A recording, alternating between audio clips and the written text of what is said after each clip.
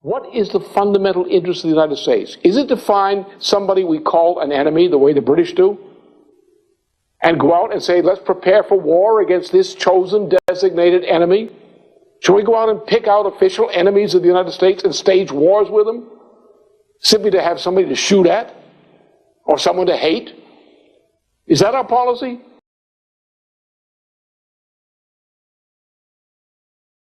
We start from scratch and we build an order which is designed to bring peace. Now, as a result of that, Treaty of Westphalia, and the agreement to this principle, we had the emergence of a policy, not a perfect policy, but the emergence of policies which included what became the policies of the United States, what became essentially the policy of community of principle as expressed by Secretary of State John Quincy Adams. So when we have adversaries in the world, we don't go around trying to punish people. We don't go into countries and spank them because we don't like their internal conduct. You don't do that. Only idiots or warmongers do that. It's not allowed. Don't try to legislate morals at the point of a bayonet of invading or occupying troops. That leads to the worst result.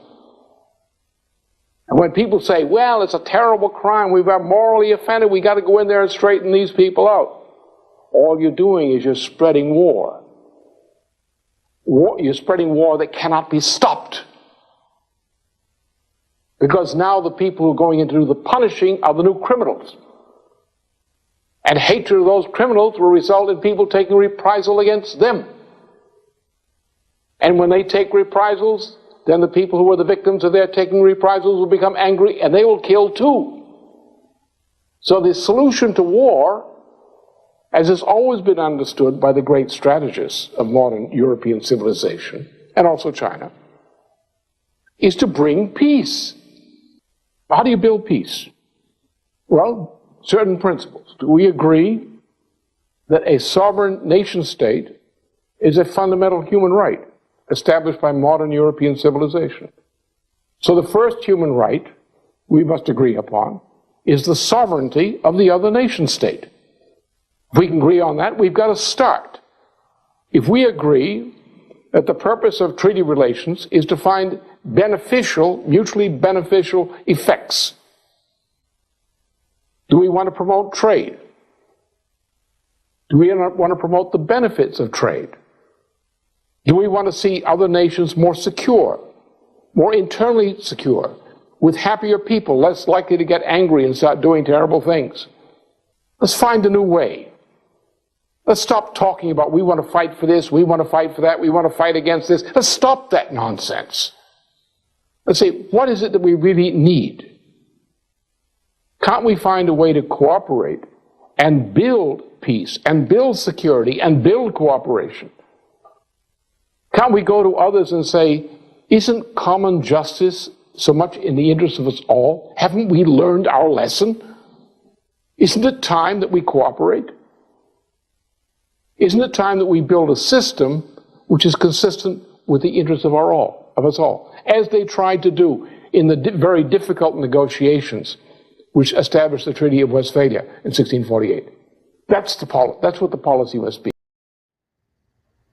Welcome to today's show called The Principle of Nemesis and the Unstoppable Power of Truth. You've just heard the late economist, statesman, and co-founder of the Schiller Institute, Lyndon LaRouche. And this is from a presentation that he gave called Storm Over Asia.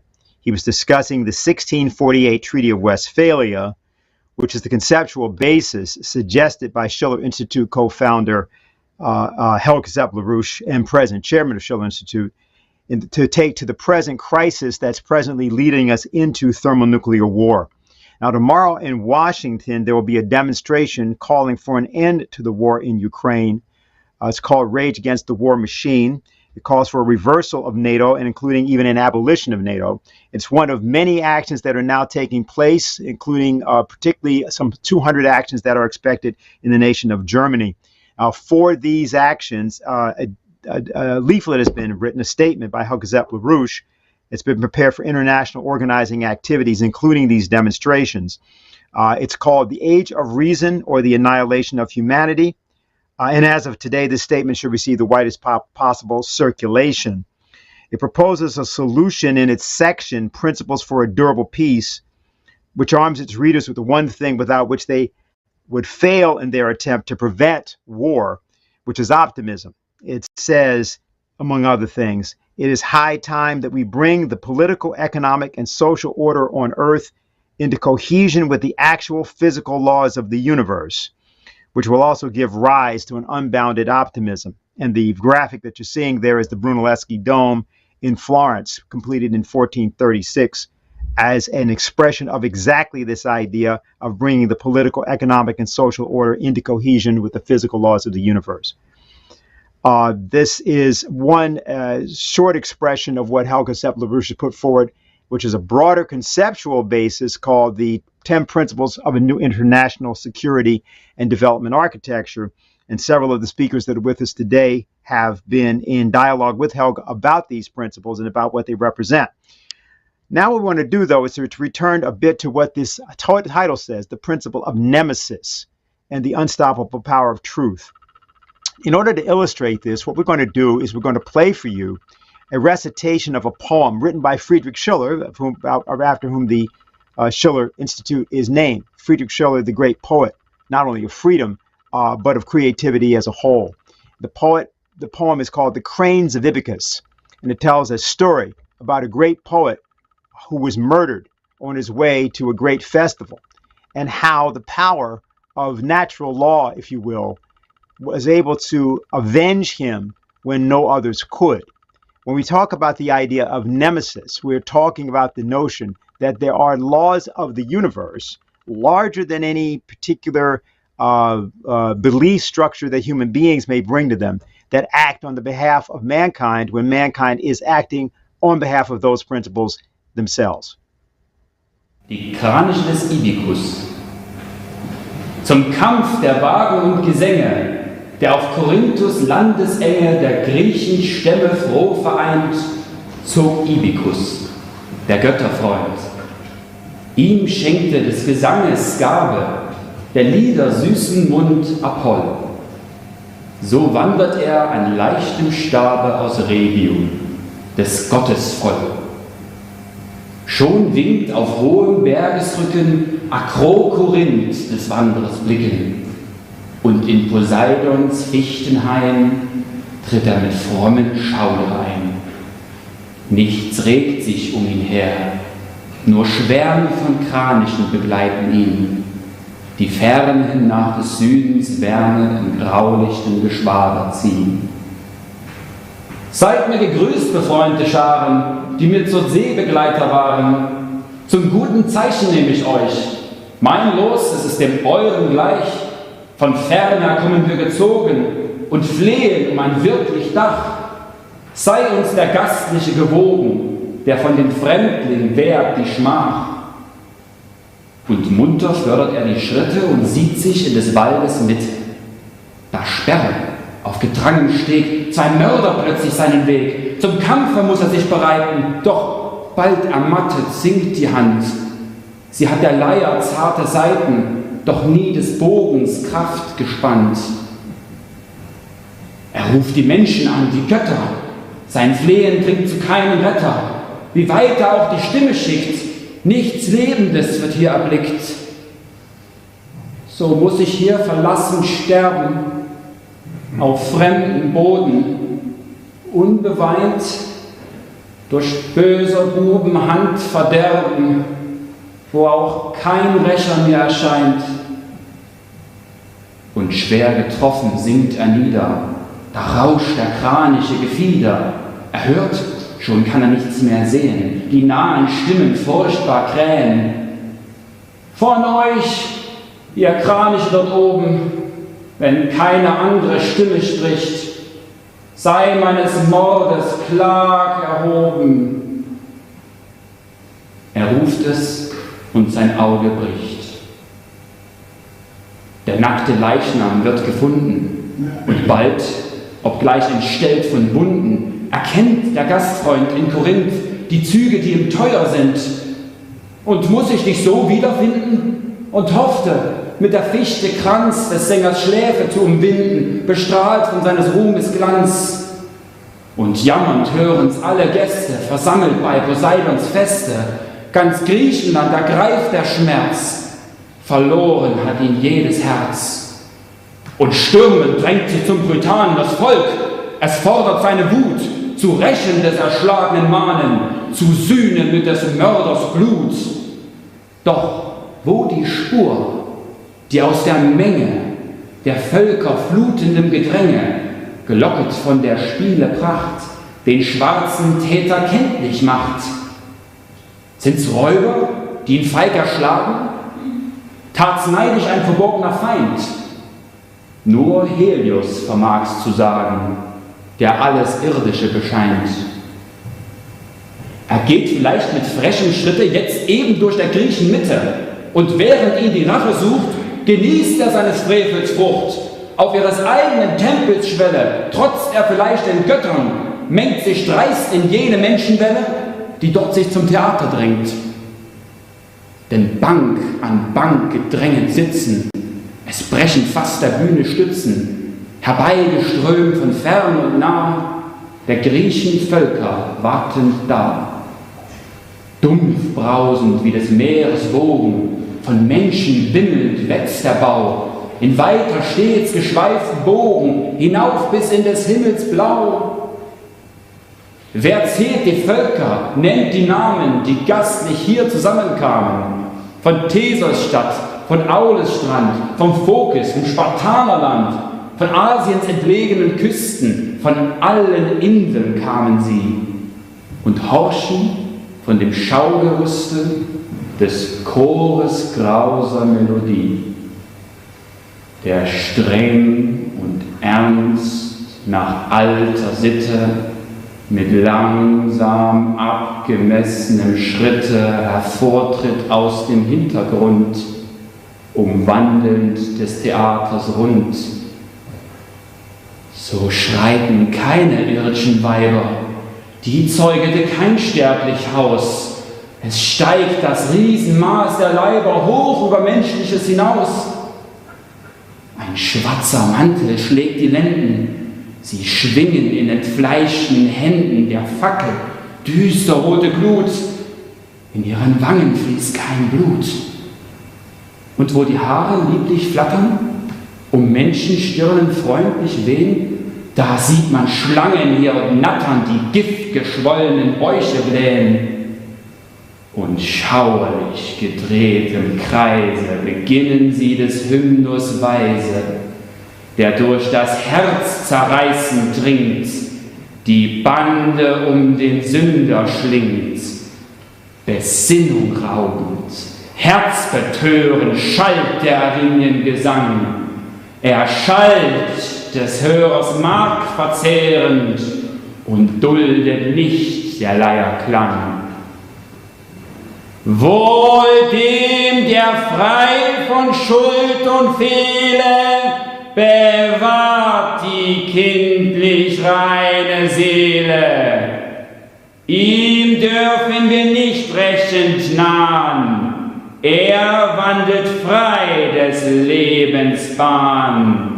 Doch wehe, wer verstohlen, des Mordes schwere Tat vollbracht. Wir heften uns an seine Sohlen, das furchtbare Geschlecht der Nacht. Und glaubt er fliehen zu entspringen, geflügelt sind wir da, die Schlingen ihm werfend um den flüchtigen Fuß, dass er zu Boden fallen muss. So jagen wir ihn ohne Ermatten, versöhnen kann uns keine Reue. Ihn fort und fort bis zu den Schatten und geben ihn auch dort nicht frei. So singend tanzen sie den Reigen, und Stille, wie des Todes Schweigen liegt überm ganzen Hause schwer, als ob die Gottheit nahe wär. Und feierlich, nach alter Sitte, umwandeln des Theaters rund, mit langsam abgemessenem Schritte verschwinden sie im Hintergrund. Und zwischen Trug und Wahrheit schwebet noch Zweifel jede Brust und bebet und huldigt der furchtbaren Macht, die richtend im Verborgenen wacht, die unerforschlich, unergründet des Schicksals dunklen Knäuel fliegt, dem tiefen Herzen sich verkündet, doch fliehet vor dem Sonnenlicht. Da hört man auf den höchsten Stufen auf einmal eine Stimme rufen: Sieh da, Timotheus, die Kraniche des Ibikus! Und finster plötzlich wird der Himmel, und über dem Theater hin sieht man im schwärzlichtem Gewimmel ein Kranicher vorüberziehen. Des Ibikus! Der teure Name rührt jede Brust mit neuem Grame, und wie im Meere Well auf Well, so läuft von Mund zu Munde schnell. Des Ibikus, den wir beweinen, den eine Mörderhand erschlug, was ist's mit dem? Was kann er meinen? Was ist's mit diesem Kranichzug? Und lauter immer wird die Frage, und Ahnen fliegt für Blitzesschlage durch alle Herzen. Gebet Acht, das ist der Eumenidenmacht. Der fromme Dichter wird gerochen, der Mörder bietet selbst sich dar. Ergreift ihn, der das Wort gesprochen, und ihn, an den es gerichtet war. Doch dem war kaum das Wort entfahren, möchte er's im Busen gern bewahren. Umsonst, der schreckenbleiche Mund macht schnell den Schuldbewussten kund. Man reißt und schleppt sie vor den Richter. Die Szene wird zum Tribunal, und es gestehen die Bösewichter, getroffen von der Rache Strahl. If you've just joined us and you are confused by what you are seeing, then you are exactly in the right frame of mind to be here. Welcome to today's show. This is the Schiller Institute's rally show, if you want to call it that. There's a big rally going on tomorrow in Washington, D.C., but it's actually part of hundreds of actions taking place around the world. These are addressing the issue of not merely the Ukraine war, but the falsehoods and various forms of layered the web of lies, the tissue of lies that have provoked a condition in which the world stands on the brink of thermonuclear war. What we just did was to play you Friedrich Schiller's poem, The Cranes of Ibycus, telling the story about how a great poet, even from death, is able to have his death avenged by the forces of natural law, or what we're referring to here as Nemesis. That's a limited viewpoint of what Nemesis is. We'll talk about it more in the different way of thinking about it. Now, for those that may say, what did the Cranes of Ibycus have to do with, or the poem have to do with the present circumstance in the United States? Well, think about the Cranes of Ibycus as sort of like the balloons of Biden. We're in a situation in which we are looking at the fact that people are loony enough to shoot down balloons, weather satellite balloons, sometimes hobby balloons, out of the sky, thinking that they are some major threat. These are the same people that wield the power over thermonuclear weapons of mass destruction. So to assume that these people would not, in fact, use thermonuclear weapons is perhaps the only thing more foolish than the actions that these people themselves may perpetrate. There's a price to be paid for self-assured illiteracy, for selective inattention, and for perpetual ignorance of the actions of governments that govern you. The Schiller Institute is not interested in participating in anything which sows the seeds of its own destruction, whether that be government or whether that be protest movements against those governments. Rage and anger may be necessary as motivating conditions, but it is only through beauty through which one can actually proceed to true freedom. In history, the ideas of the poets are far more powerful than those of the politicians. And the fact that this is no longer believed in this morally imbecilic age does not change the fact that that's true. What we're going to do is we're going to begin today. We have a full program for you, and we're going to begin by talking about the unfolding tragedy going on at this thing called the Munich Security Conference, among other things. And that will be starting off with Harley Schlanger, followed by 3 other speakers. And Harley, if you're there, I want to now give you the floor. I think I'm here. Okay. All right. Well, hello, Dennis, and hello, everyone. As we embark on this week, a little more than a week of demonstrations, we have to focus on the continuing escalating danger coming from the transatlantic oligarchs that are running NATO. And the threat is the danger of nuclear war. Now, in talking about this, Helga Zepp-LaRouche, in an interview this week, said, "We are approaching World War III rapidly, and therefore the demand to stop immediately and have negotiations, have a diplomatic solution, which is the main focus of these demonstrations, is becoming super urgent." I think it's useful to look at something Lyndon LaRouche once said when he was talking about how to address a crisis of this sort, a civilizational crisis. And he said, "Never underestimate the factor of insanity among leading figures, especially as their empire is collapsing." Now, many people are still unwilling to face the threat of nuclear war. And if you're among those, or if you have friends who are, it's because you don't recognize the full scale of the lunatic arrogance of the neocons and neoliberals who see themselves as the true masters of the universe. And what they use is censorship, lies, various forms of what are sometimes called hybrid warfare to blind you and to convince you that there's nothing you can do. I'm going to take a quick run through a couple of these events that have taken place in the last days to give you a better understanding of this question of arrogance and lunacy on the behalf of those people who are pushing for an escalating war against Russia, using Ukraine and the people of Ukraine as the battering ram to be deployed against Russia. We'll start with the NATO defense ministers meeting, which was on February 15th. And it essentially was another one of these, almost what looks like a telethon for the deployment of more weapons to Ukraine. An appeal to provide the weapons that the Ukrainians say they need, or that I should say that NATO says Ukraine needs to defeat Russia. They were opened by the deliberation by a briefing from Defense Secretary Reznikov, who is clear on the fact that Ukraine does not have adequate capability to win this war, even though he and others keep repeating it at every one of these venues. And he was followed by Jens Stoltenberg, the delusional Secretary General of NATO. And Stoltenberg started by talking about praising NATO members for their unprecedented support to help Ukraine push back Russia. Now, in his effusive praise of the Ukrainian army, he admitted there's a problem, that the stockpiles of NATO countries, the stockpiles of ammunition and weapons, are being depleted. And so he called for governments to, quote, work hand in hand with the defense industry to ramp up our industrial capacity. Now, is he talking about ramping up industrial capacity to feed people, to rebuild infrastructure, hospitals, perhaps to provide earthquake relief for the people suffering in Turkey and Syria? No.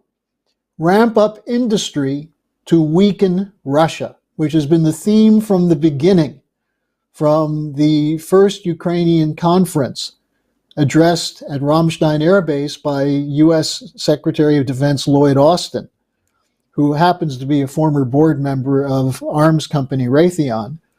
And Austin said that the goal is to weaken Russia, which has been repeated by people such as Foreign Minister Baerbock of Germany.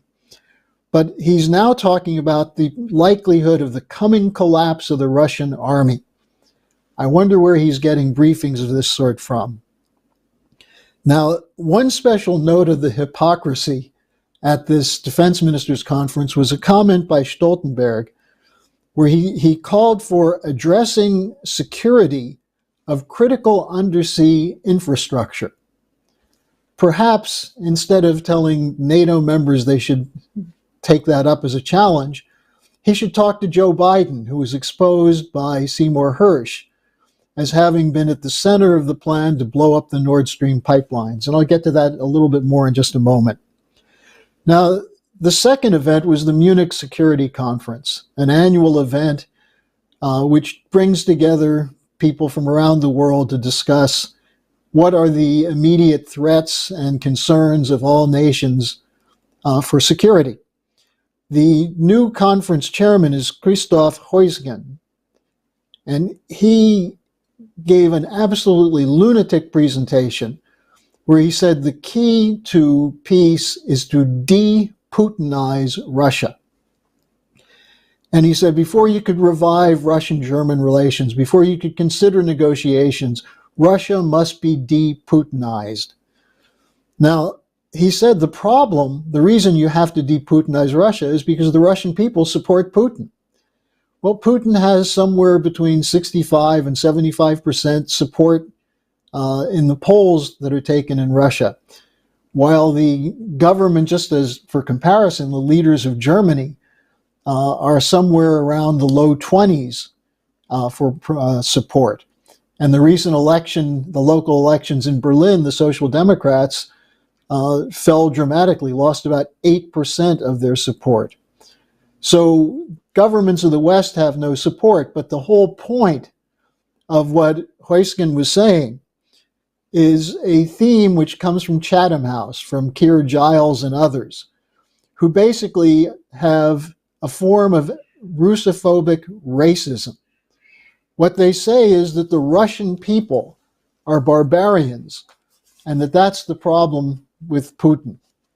Now, at the Munich Security Conference, one of the speakers there was Kuleba, the foreign minister of Ukraine. And Kuleba said that anyone who says Ukraine can't win is backing Putin. And this is the line that's been put out by the NATO-controlled Committee to Combat Disinformation in Kiev, which is putting out hit lists of so-called Putin puppets. Interestingly, many of the people speaking at the conference and the march in Washington tomorrow are on that list. Now, the conference opened with an appeal from Zelensky, the typical appeal: we need support, we need weapons, give us the support because we're fighting for you. Interestingly, there was a large turnout of U.S. congressmen at this event. Some say as many as 30 people there. Pelosi was there, a number of senators. I think the second largest delegation was from Ukraine. And what the group from Washington demonstrated was the continuing bipartisan support for this war. Now, one of the problems they had to take up is that after the big show of support for Ukraine, when Zelensky was in London and Paris and Rome, and the promise of providing aircraft and other equipment after the Germans succumbed to the idea of providing tanks, is that the tanks aren't ready. They're not forthcoming. That NATO is not about to provide the aircraft, the jet fighters that the Ukrainians are asking. But they're being told, just keep fighting. And so the old idea that the Ukrainians are going to fight to the last Ukrainian, that's the NATO policy. And so the discussion at this Munich Security Conference was more arms for Ukraine and regime change in Russia. Now, there was an elephant in the room there, which was the revelations from Seymour Hersh, whose article is now finally beginning to get some circulation as it's appearing in various blogs, on various webcasts, podcasts, and so on. But what Hersh revealed is that it was the United States which blew up the North Sea pipelines. Now, this is not a shocking revelation, as Hersh said. He said it should have been obvious. But the question that comes up at events such as these is, what does it mean for NATO? That one of the leading factors in NATO, the United States, attacked the infrastructure of NATO members, because the pipeline was not only Russian, but it was German, and I think there were 4 other European countries that had companies that were involved in it. The U.S. destroyed a pipeline, if Hirsch is correct, and I see no reason to doubt him, given his reputation and the work that he's done, and the fact that no one's refuting it, except to say it's a lie. That's the U.S. Administration line on it. But the U.S. destroyed the pipeline bringing gas to Europe. So the questions that are enormous. What about U.S.-German relations? Is Germany still an ally of the United States when the German people are being forced to suffer through a cold winter with extremely high prices for fuel, gas, heating, and high prices across the board? The question is, what Hirsch reporting, is this an act of terrorism or is it an act of war? And the silence from the German government is deafening. Now, I just want to, the question that was posed to Hirsch is, why would they do this? Why would the U.S. do this? And he had an interview with the Berliner Zeitung this week, the largest paper in Berlin. And one of the questions to him was, did they do it to weaken Germany and sell them U.S. gas? Which is one of the lines that's out there. Well, I want to read you just a few quotes from Hirsch on this. He said, "I don't think they've thought it through thoroughly. I know that sounds strange. I don't think Secretary of State Blinken and some others in the government are deep thinkers." That's from Cy Hirsch. He went on and said, "I'm sure there were some people who thought, boy, this is going to have a long-term boost to the American economy," which is what Blinken actually said, that the destruction of the Nord Sea pipeline is good for the United States. But Hirsch goes on, "In the White House, I think they were always obsessed with re-election, and they wanted to win the war. They wanted to win a victory. They wanted Ukraine to somehow magically win. There might be some people who think that maybe it's better for our economy if the German economy is weak, but that's crazy," said Hirsch. "I think that we've got ourselves into something that is not going to work. The war is not going to end well for this government." And so he's extending the idea of craziness to the continuation of the war, of which the pipeline was one aspect of it. And Hirsch finished his answer to this question by saying, "What I do know is there is no way this war is going to end the way we want it to," referring to the United States. "And I don't know what we're going to do as we look further into the future. It scares me," he said, "that the president was willing to do something like this. And the people who carried out this mission believed that the president was aware of what he was doing to the people of Germany, that he was punishing them for a war that was not going well. And in the long run, this will not only damage his reputation as president, it will be very damaging politically. It will be a stigma for the United States." So I think you see from Seymour Hirsch an expression of contempt for the insanity of these policies. Now let's just take one other example. Dennis already referred to this. The hysterical response to the alleged Chinese spy balloon. You know, as this was being tracked coming across the United States, we were told the Chinese are engaging in spy activities. This is part of their aggressiveness, part of the war danger coming from China. And then a hoopla about why aren't we doing something about it? We have to act. And a fighter jet was sent up and shot a missile and knocked down the spy balloon. Now, given the shortage of ammunition, I wonder whose bright idea it was to use expensive missiles and U.S. jets to shoot down balloons, because there were 3 other ones that were shot down. The State Department was forced, probably because of the military, to acknowledge that the other 3 balloons were not only not a threat to the United States, but they were not Chinese. As to the spy balloon, it's now being somewhat quietly acknowledged by people in the Pentagon that the Chinese might be right, that it could very well have been that the balloon came across U.S. territory not by design, but because of the wind patterns. Maybe before they started accusing China of spying on the United States with a weather balloon, they should have checked a weather forecast. But this just shows you the degree to which the leaders of the country are gripped by war hysteria. Now, one final note on this. They're going to pull out all the stops they can to try and disrupt the demonstrations, to attack people who are involved, to accuse them of being Putin puppets and enemies of the United States. But the reality is that I think most people who are watching this event today know this question of the importance of getting the truth to the American people.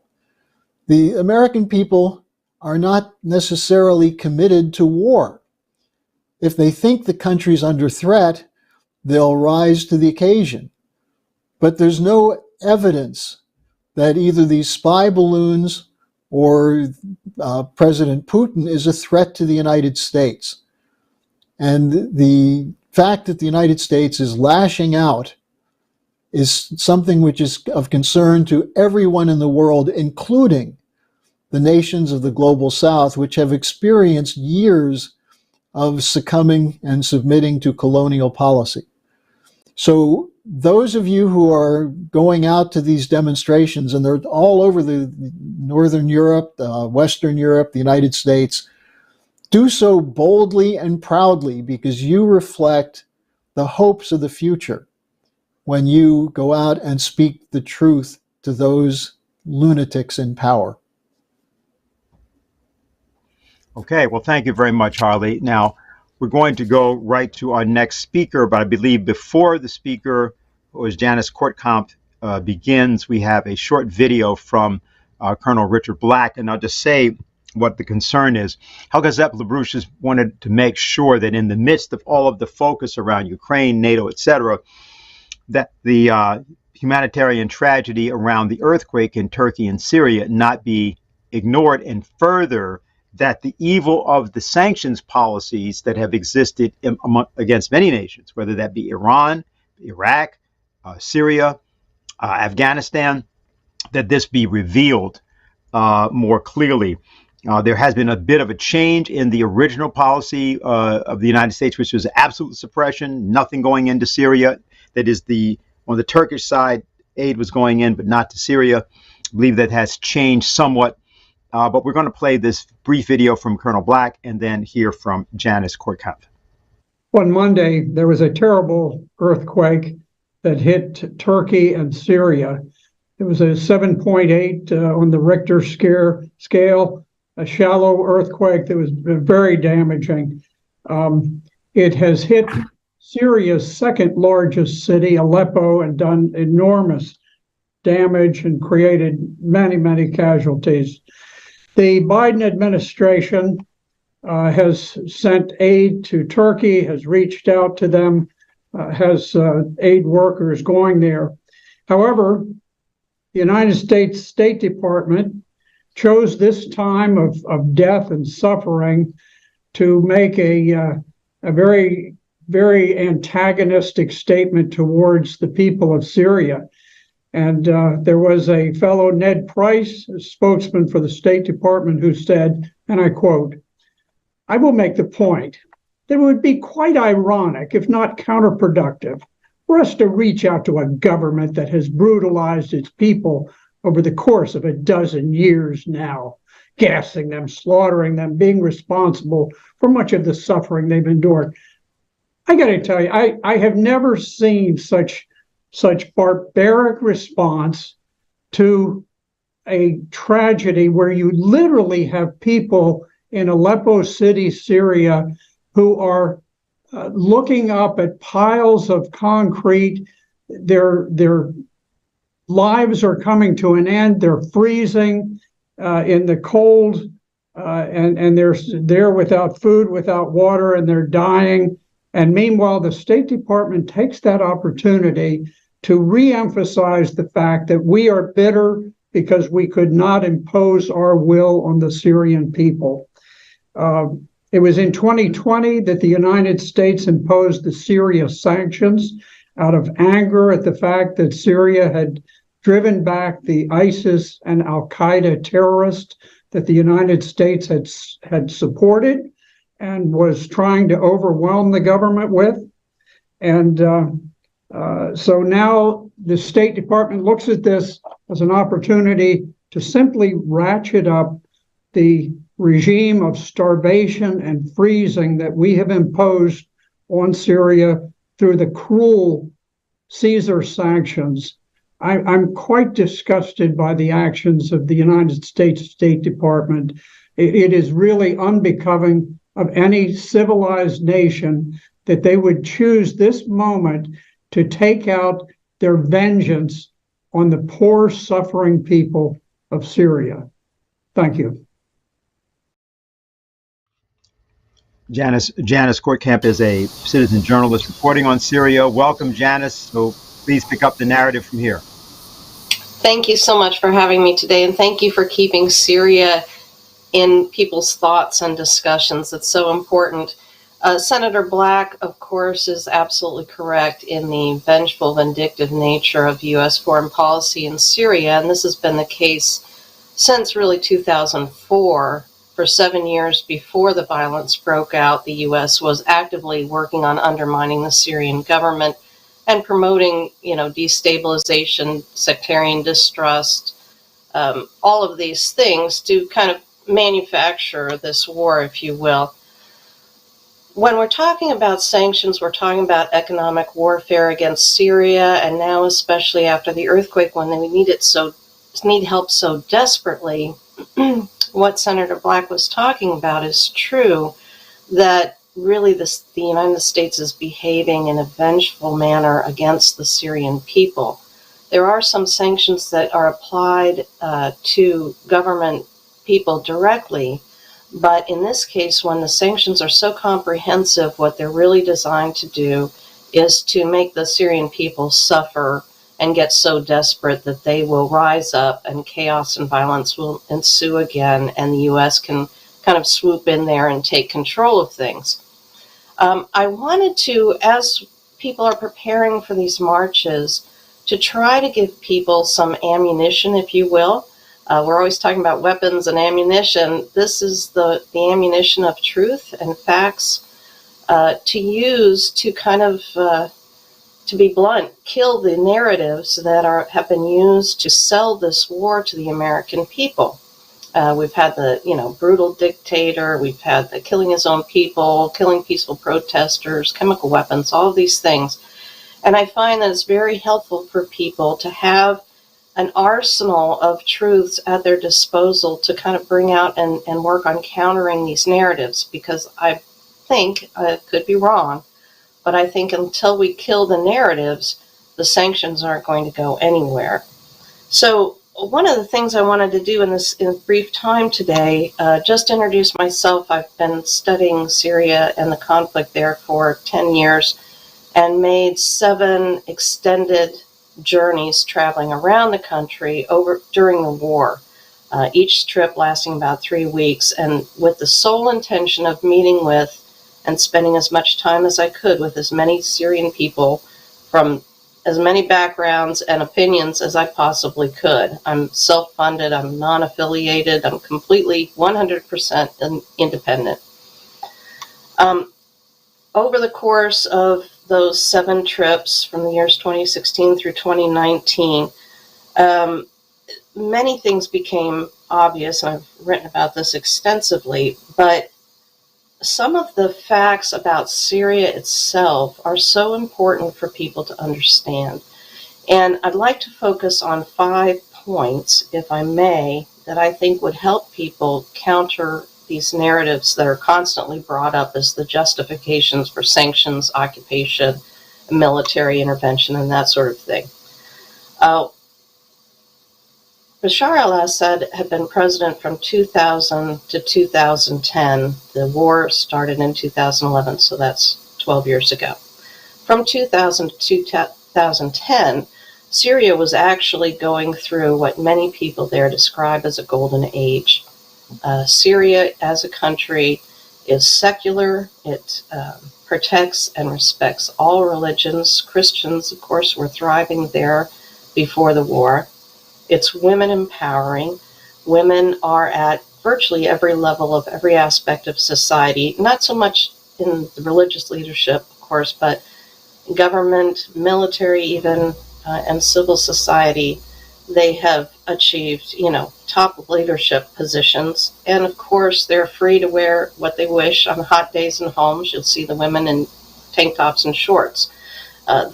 Syria is very, it kind of blows away most of the stereotypes that most Americans have about the Middle East. It's a fabulous country. I love it there. Syria was safe. According to the UN, it was the seventh safest country in the world for personal safety. Gallup polls put it actually at number 5 on their top 5 list. It was stable. So many people talk about the fact that first Hafez and now Bashar have been in power all these years. But of course, the same people don't complain about the Saud clan, controlling Saudi Arabia all these generations. And in fact, their absolute dictatorship being protected by the UK and US. So, that's one of the things that is typical of the hypocrisy of the United States and Western politicians and media. And a big factor is that Syria was becoming more and more successful. Charlie Rose, back in 2010, before he interviewed President Assad, had an introduction, and he said in his introduction that all roads were leading to Damascus for anyone wanting to do business in the Middle East. The middle class was the largest economic class in the country and the fastest growing. Syria was open. President Assad had brought in the internet, and people there have access to everything we have access to. They watch they can see MSNBC, they can see BBC and all of these other media outlets. And the borders were open. So you could go as a tourist, show up at the border and get a visa and travel around the country. And in fact, it was becoming one of the fastest growing and most popular tourist destinations in the world prior to 2011. President Assad had been named as the most popular Arab leader in regional polls, even in one conducted by the United States. So we took this country that was secular, women empowering, safe, stable, and successful, and really attacked every single one of those points. And the sanctions are specifically targeted to the fact that it was being so successful. And what we've really done is try to completely destroy the economy, and have been, for the most part, successful in that, unfortunately. So now people in Syria, instead of there being this huge middle class, there is no middle class. 90% of people in Syria are below the poverty line. It is a very fruitful land, wonderful fruits and vegetables, meats, chicken, all of these things. People can't afford to buy it. In addition to that, of course, we have the occupation, the U.S. illegal occupying forces that are occupying the oil fields and wheat fields and literally stealing the Syrians' resources from them, which I suspect maybe 0.001% of Americans even knows about. People are shocked when I tell them about this. I really appreciate what I've heard today, because, I hear the word crazy and insane, and, Nemesis, all of these things. This is what's been going on against Syria for all of these years. And I know my time is coming to a close, but I'd like to close it with a couple of things. One is, in the battles for Aleppo, when eastern Aleppo was controlled by Al-Qaeda and several other terrorist groups supported by the U.S., one of the groups that received direct U.S. advanced weapons and funding and intelligence was Noor al-Din al-Zanki. And this was the group that took the young boy, Abdullah Isa, out of hospital with the IV still in his arm. And he took him in the back of the pickup truck and sawed off his head with a knife and held it up, and they were laughing. And it was reported that they were laughing and saying, "We're worse than ISIS." I submit, and this is what I have seen face to face in Syria, is that the U.S. policy with its allies is worse than ISIS. It's worse than ISIS. Not only have we used ISIS and Al-Qaeda as assets in Syria, we literally have been trying to behead their government, which is basically what we did in Iraq. We beheaded the government of Iraq. We beheaded the government of Libya. And this is what we've been trying to do in Syria. And because we were not successful, because the Syrian people, the vast majority of Syrian people stood against this, now they are being punished, and they are being collectively punished, and it must end. I hope that made some sense, and thank you for letting me share. Well, thank you very much for appearing, and I know you have a limited amount of time. Hopefully you'll be able to hear at least Mr. Ray McGovern, who'll be next, and we will certainly make sure that this is brought to people, including at the rally tomorrow, and we'd like to do more about this, including on the Schiller site and other LaRouche-based sites. We're going to go now to Ray McGovern. Most people who watch this regularly would know who Ray is, but there would be some that may not. He was a former senior analyst with the United States Central Intelligence Agency for 27 years. He's a founding member of Veterans Intelligence Professionals for Sanity, and he is here to talk about why people should figure out where they stand, and they ought to stand there, among other things that he will certainly ruminate about. So, Ray, you are up, and you have the floor. Thanks very much, Dennis. Can you hear me? Yes, we can hear you. We hear your chair rattle. Everything is there. Okay, good.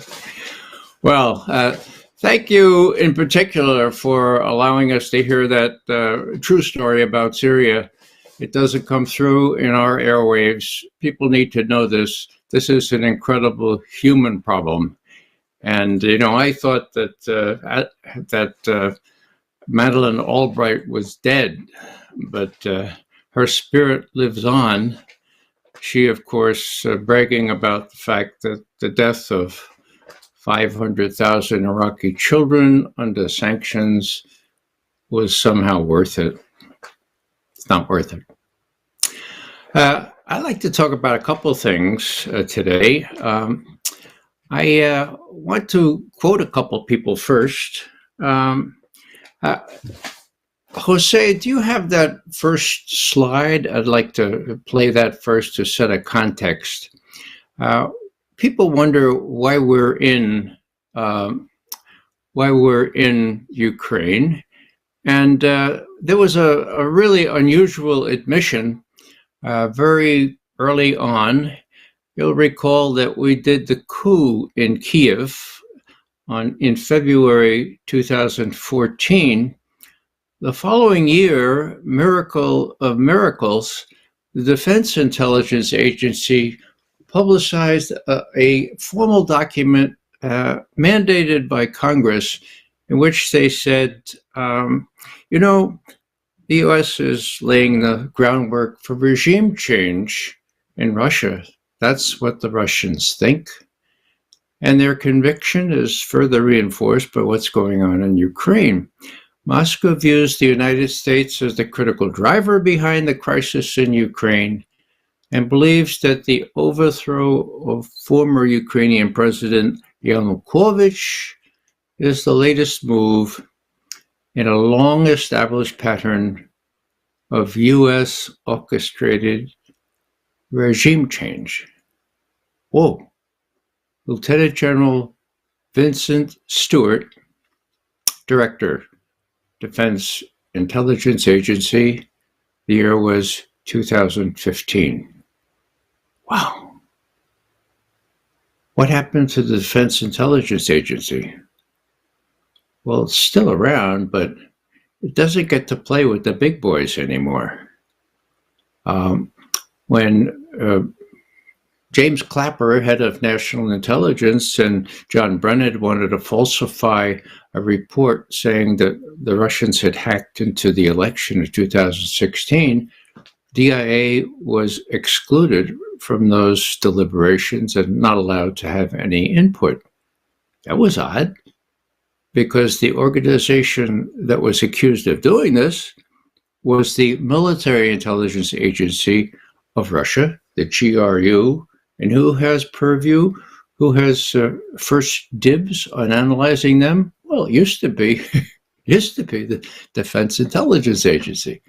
So that's just a little nodule here about what the game is like, and that at least Lieutenant General Stewart and his analysts didn't think that Putin was paranoid at the time, nor is he paranoid now. It's kind of hard to understand how so many people in America can be divorced from this kind of reality. And of course, this little quotation from the Defense Intelligence Agency never saw any light of day that I can find. I can't find it since I found it the first time. I want to talk a little bit more about intelligence. Now, Jacques Baude, the Swiss colonel who worked for a long time in NATO, has complained recently that Western intelligence agencies don't know which end is up. They don't know what they're doing, and those that do know what they're doing are overruled by the politicians, and that he has never seen it to be worse. Well, look at our own intelligence agency. I want to go back and take advantage of my gray hair to give you an example of what's happening today, because I saw it happen about 50 years ago. The year was 1967. I'm going to read a little bit from a memo that we sent to the president back last September to warn him that once the war starts, he cannot expect any honest intelligence from the military first and foremost, or from the political people, because they always bow to the military when the military is at war. So here's something that was a whistleblower material. Okay, we hear a lot about Abrams tanks, right? Now, Abrams tanks are named after General Creighton Abrams, who actually was considered one of the quintessential tankers in World War II. General Patton said, "This guy is almost as good as I am as a tanker." Whoa, high praise, okay? Well, he wasn't real good as a politician, because when he was deputy to General Westmoreland in Vietnam in 1967, so that's almost 50 years ago, okay? When he was deputy, or maybe it's more than 50 years, do the math. It's a half century ago. Here he is kind of contending with the fact that there was mischief about in Washington. Whistleblowers were blowing the whistle. Someone told the New York Times that General Westmoreland was coming back. This was in July, August 1967, and asking for 206,000 more troops to turn the tide. The Viet Cong was losing, North Vietnam was losing. We could turn the tide with just 206,000 more troops. That was leaked to the New York Times. And Dan Ellsberg, bless his heart, leaked the intelligence estimate that we all had done. And that was that the enemy's strength in the south of Vietnam was between 500 and 600,000 troops, people under arms, let's say. Now, Westmoreland resisted that. He said that cannot possibly be more than 299,000 VC, Vietnamese communists in Vietnam. Well, we had it out with them. Everybody agreed with us except the Army, of course. And when it came up to General Abrams, the deputy to Westmoreland in Saigon, Westmoreland was traveling. So here's an example of how the great tanker General Abrams was not really so good politically because he wrote this down, and I quote,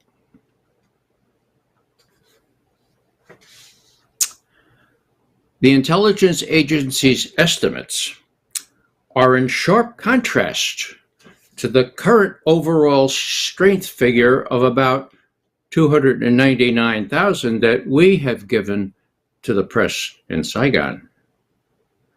We have been projecting an image of success over recent months, and all the available caveats and explanations will not prevent the press from drawing an erroneous and gloomy conclusion," end quote, "if the real figures come out." It was clear, you know? It was clear. That was, his cable was August 20th, 1967. Well, just a couple months later, what happened? The Tet Offensive in South Vietnam, where every hamlet, town, city was hit by Vietnamese communists, and there had to be at least 500,000, probably 600,000 of them, okay? Now, what happened? Well, the head of the CIA, even though we all told him the higher figures were necessary, he said to us, "Look, I don't want to be in a position where I can't defend the agency, the CIA. And, you know, there's no way I can defend the agency, my primary purpose, if we get involved in a pissing match with the U.S. Army at war. So we'll go with Westmoreland's figures of 299,000. Now, that, of course, was a fateful decision and a great disappointment to us, but also it took President Lyndon Johnson completely by surprise when Tet occurred, the Tet Offensive, at the end of January, beginning of February the next year, 1968. And well, the effect of that was disastrous. That showed that we were losing the war. That said to LBJ, "I'm not going to give Westmoreland another 206,000 troops." And actually, LBJ said, "I'm not going to run again either. This is too embarrassing." And so he didn't run again for presidency. Now, what does that have to do with now?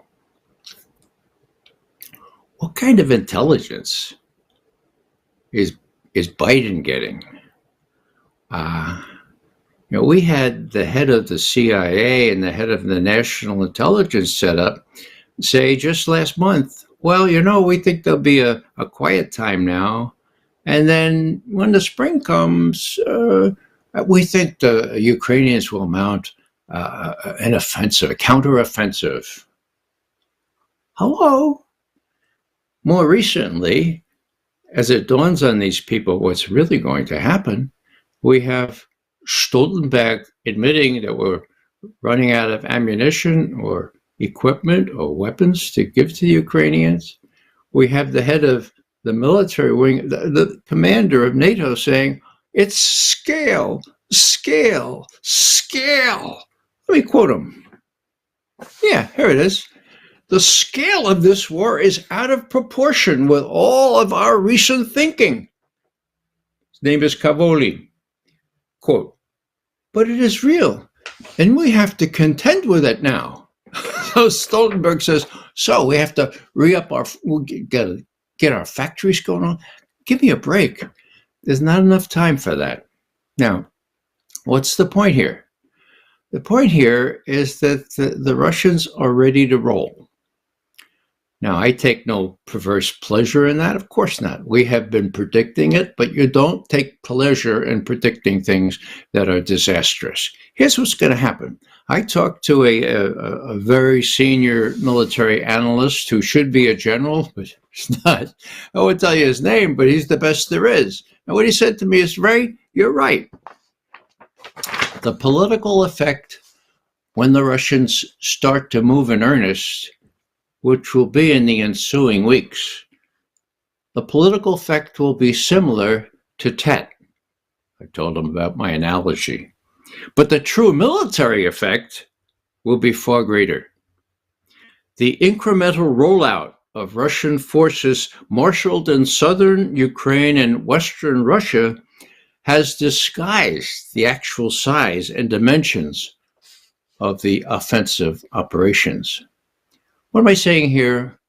I'm saying that the adolescent sophomores around Biden have been able to downplay this intelligence, that the chairman of the Joint Chiefs of Staff, from whom there was a glimmer of truth about a month ago where he said, now's the time we really ought to negotiate. No, not anymore.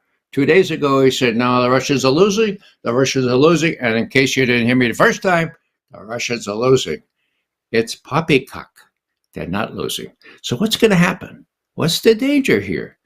Well, the danger here is that not only the administration, but the American people will be taken completely by surprise.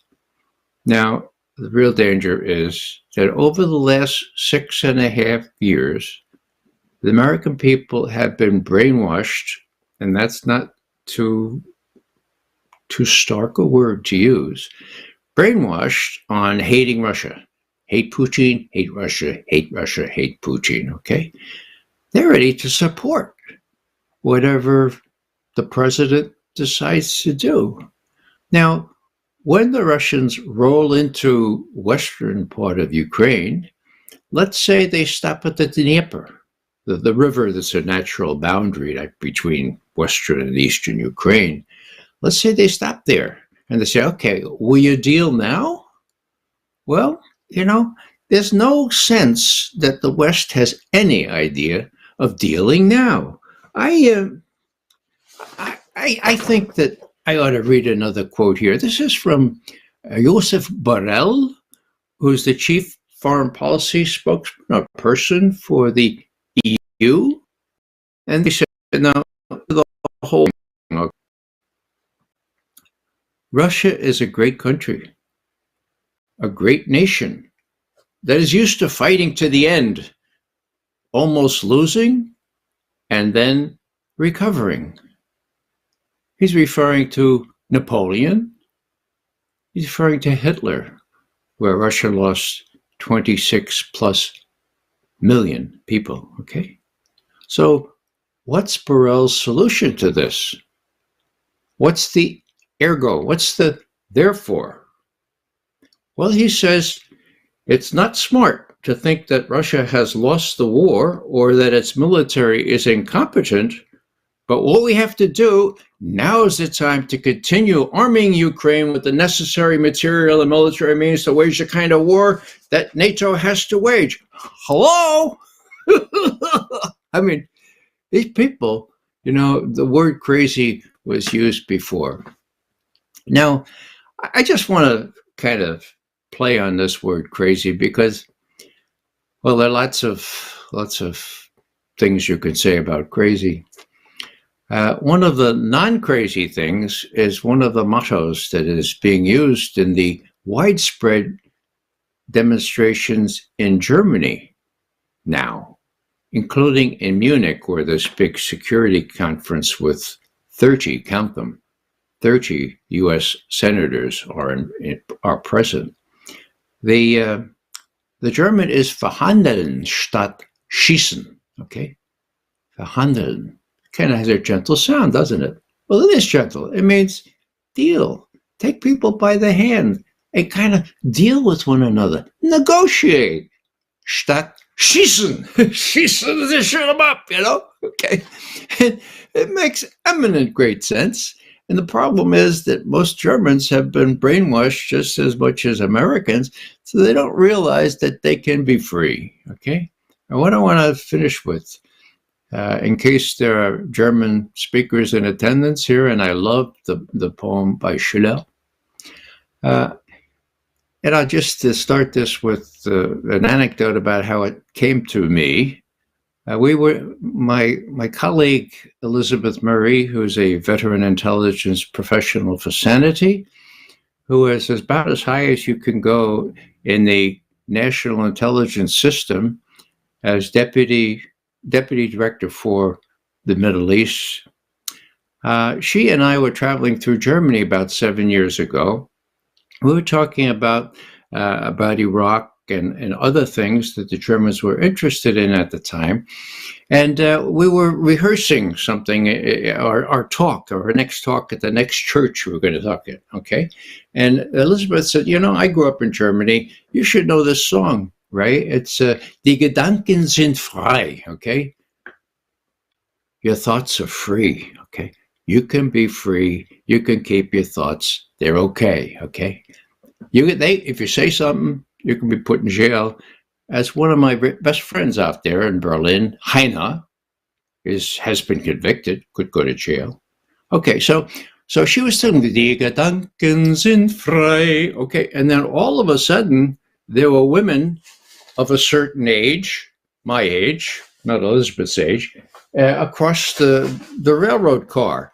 And they looked at us and they started singing the song, and we all sang it together.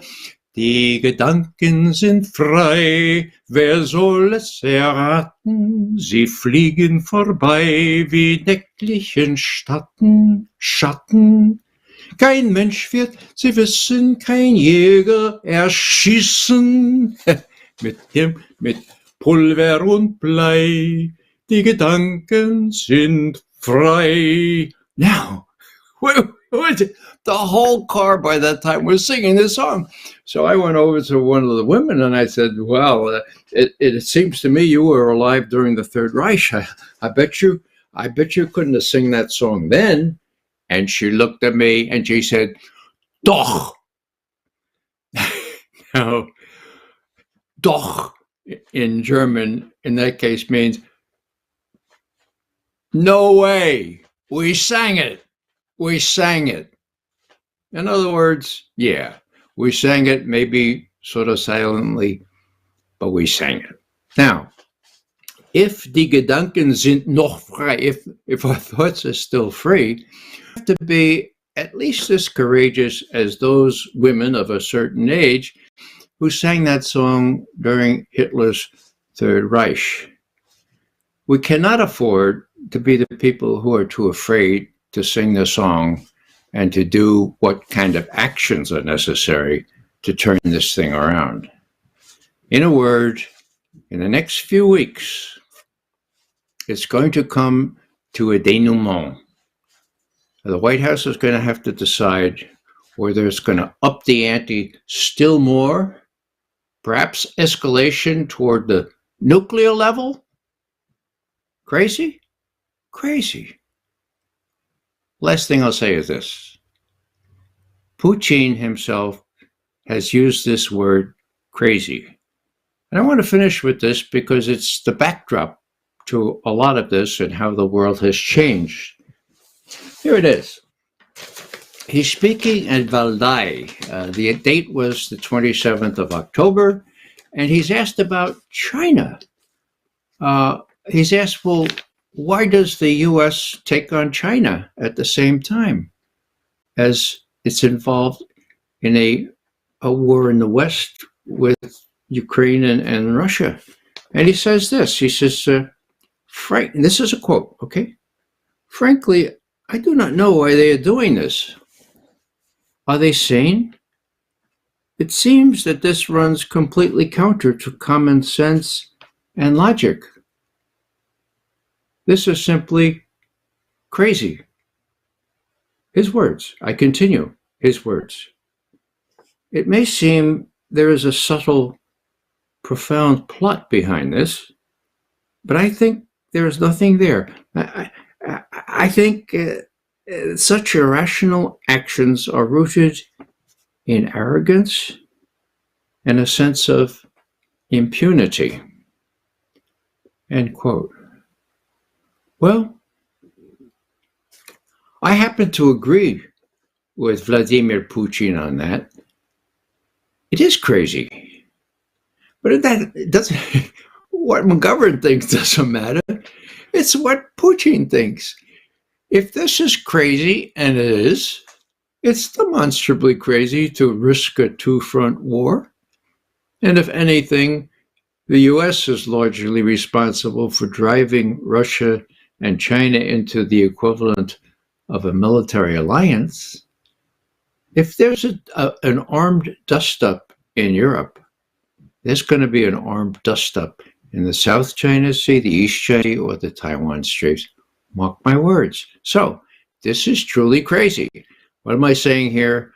I'm saying that Putin has to take this into his own calculations. His military people are saying the U.S. is capable of doing this. They might even do that. We have a very short fuse here now. Launch to warning. We have to be on high alert. That makes the situation incredibly dangerous, more dangerous than during the Cuban Missile Crisis. I remember that crisis. I was on active duty at Fort Benning at the time, and all of my colleagues, most of the ones that came there before me, were down in Key West ready to spring into Cuba. So this is the sense of urgency that we face. The people organizing the demonstrations tomorrow, the ones that are going on in Germany today, the ones that are slated for Germany-wide on the 25th of this month, they are to be supported because the odds are very high. The people in the leadership in Berlin, they cannot be allowed to say, oh, well, they blew up our pipeline, but, there's still really nice people over there in Washington, and we don't want to offend them. In other words, 90 years after the Germans caved when Hitler took over, he didn't take over in 1933. He had won 44% of the vote. It was the Social Democrats, the Democrats that caved, the Catholic Centrum Party. They all caved because they didn't want to risk themselves. They didn't want to demonstrate. They didn't want to get locked up. They didn't want to get convicted like my friend Heinel.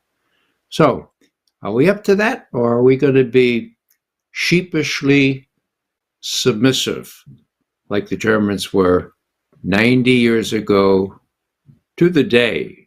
It was, after all, the 27th of February 1933 when their 9/11 happened, the burning of the Reichstag, the parliament there in Berlin, that was seized upon by Hitler to justify extraordinary measures of the kind that exist now in the United States. So, damn the extraordinary measures. Full speed ahead, folks. Demonstrate. Put your bodies into it. Make sure our rulers know that they may do these kinds of things to Germany with impunity. They're not going to do it to us. Thank you very much. Thank you very much, Ray. We're going to go now to Dr. Clifford Kiracofe. He was with us actually on Thursday night when we were beginning to discuss these matters. We had a very productive discussion at that time about some of the origins, some of the historical background of Ukraine as well. And Doc is here to comment on what he's heard.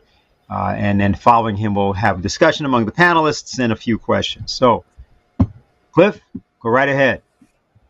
Thank you very much, Dennis. And it was great to hear from my colleagues on the panel here. Tremendous remarks, truthful remarks, and inspiring remarks. Today I'd like to talk a little bit and briefly to allow time for questions later. But I'd like to talk first about the concept of militarism versus internationalism. And during the 19th century, trying to give some context to where we are now. Back in the 19th century, we had the rise of militarism, and behind that, of course, is going to be war. Opposed to that movement, intellectual movement, political movement of militarism and imperialism, opposed to that were sincere intellectuals and people across Europe and the United States who supported internationalism. And by that I mean solidarity, international solidarity, a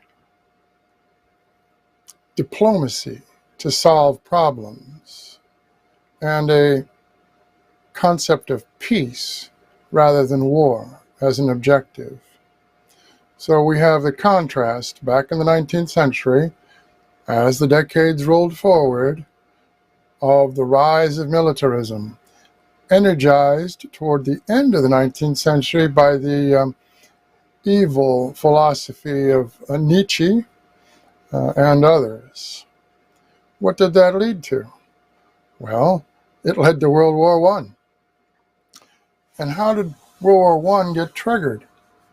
Well, as we know, out of the blue, an assassin murdered an Archduke of Austria in the town of Sarajevo, and that triggered the mobilization of the various armies in Europe, Russia, Germany, France, etc., and that mobilization led to war, World War I.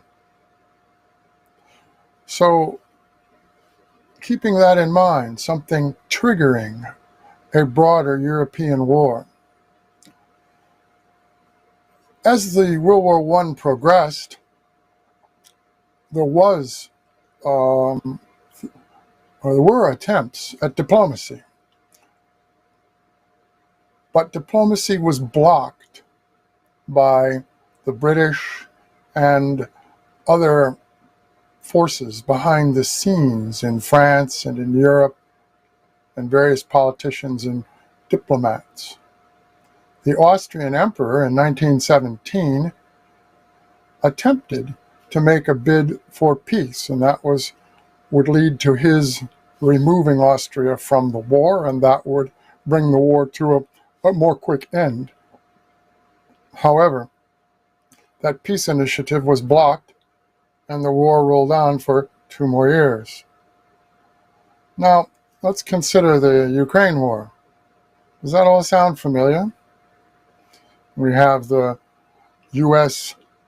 coup d'etat in 2014 out of the blue, bringing in a neo-Nazi, or Nazi even, regime under Poroshenko and Zelensky, and tensions rising, different attempts to try for diplomacy, such as the Minsk process, Minsk I and Minsk II process, diplomatic process led by France and Germany, ostensibly to try to seek out the solution to the problem of the autonomy, let's say, of the Russian-speaking people in the Donbass area that the Ukraine government was bombarding and killing. But we have recent admission by Mrs. Merkel and others in Europe that, well, that diplomacy was just fake. What we were doing was pretending we wanted a Minsk process to allow the Ukrainian military to build up. Why? Well, use the Ukrainian military to build up, and then you can have your war against Russia, of course. First, you'd have your war against the portion of then Ukraine called Donbass in the south and the east. And once you had that locked down, theoretically, you could then spring forward against Russia. The Russians blocked that plan with their February 24, 2021 intervention in the Ukraine. So peace negotiations that looked pretty good in 2015 for Minsk II were fake. Then we had new peace negotiations after the February 24 intervention by Russia. There was a diplomatic peace process, and several meetings occurred. The leader in Turkey, Mr. Erdogan, was promoting diplomacy and a diplomatic solution. But then in April of that year, Boris Johnson paid a visit and torpedoed that peace negotiation. So just like the peace initiatives in World War I were torpedoed by a hidden hand, as well as various politicians, etc., etc., the peace process for Ukraine was blown up by Boris Johnson, and no doubt with the applause of the regime in Washington, D.C. Therefore, how many more years of war are we going to face if the diplomacy has failed or was torpedoed and blocked and still is being blocked? What about the Hirsch article? Well, briefly, it's been suppressed in the U.S. and European mainstream press. Of course, we have a supposedly free press, but it doesn't exercise its freedom. Why? Because it's in bed with the military-industrial complex, of course. I think everyone should recall our own U.S. Constitution and our own First Amendment, which calls for freedom of speech and freedom of the press. And back in that day, in the old days there, colonial days and early independence days, the press meant the printing press, and that meant the printing press that printed newspapers and books. So, freedom of the press, freedom to speak, freedom to write. But what have we seen in the last several years? We've seen a massive disinformation warfare campaign launched by NATO and more recently by the Ukraine Nazi government and by our own American government, trying to suppress those of us who speak out and, to the best of our ability, try to tell the truth and to stand up to falsehood and the lies that are being spread by NATO and our own government. It's appalling that one might expect it of NATO, but it's completely appalling that fellow Americans, such as they are, in high positions in Washington, D.C., are lying straight out day to day, every day, 24/7, 365 to the American people. So this massive information warfare launched by NATO and the U.S. government needs to be countered. Now, in terms of the war over there, briefly I would just say Ukraine has already lost the war. The portions of the Donbass that had asked Russia to help them out, those portions are now incorporated into the Russian state. That is to say that the boundary lines of the Russian state have been expanded to include the Donbass region. And those citizens are being integrated then with their fellow citizens in Russia. The economies are being integrated and so on. So in that sense, Ukraine has already lost about 20% of its current territory permanently. Russia's not going to give it back. Actually, it was Lenin in 1919-20 who gave that former portion of the Tsars to Ukraine to create a new country called Ukraine. There had never been a Ukraine before. It was a new country that was being created. And Lenin himself gave the entire area that's now, the Russians are now intervening in, to Ukraine. So the land is actually being returned to its Russian roots. Now, the question, the military question, as Ray pointed out, is, will this war expand into Europe? That is to say, are we going to get something like a Sarajevo situation that is going to cause a big balloon to go up and bring NATO into direct, rather than indirect, direct confrontation with Russia, meaning a war? And if there's a war in Europe, a big war in Europe, naturally, the United States is going to be dragged into that. No way out. And if there's a major European war, is that going to lead to a global war? And in fact, if there is a global war, does that mean it will turn nuclear? So we have to take into account the seriousness of the situation and predicament we as Americans or our friends around the world are finding themselves in. We could be on the verge of a nuclear war, or at minimum, a European war, and possibly a big war in the Pacific, which Washington is planning for. And generals and admirals have said they expect that we're going to go to war with China or either before 2025 or before 2027. Depends on the general and the admiral that's running their mouths. I think it's time that we certainly revive the anti-war movement that we had during the Vietnam era. We had a mass movement across the United States with thousands and thousands and thousands of people in the streets, and students on all manner of university campuses across our country were demonstrating against the Vietnam War. Whatever happened to that anti-war movement? What about that movement when we got dragged into the Iraq War and the Afghan War? Silence. So now, and it's certainly time to step forward, as Ray said. It's not too late, but it's time to step forward and revive and strengthen an anti-war movement across the United States, not just in Washington, D.C. tomorrow when we're going to have the kickoff, I guess you'd say, major rally, anti-war rally in the country.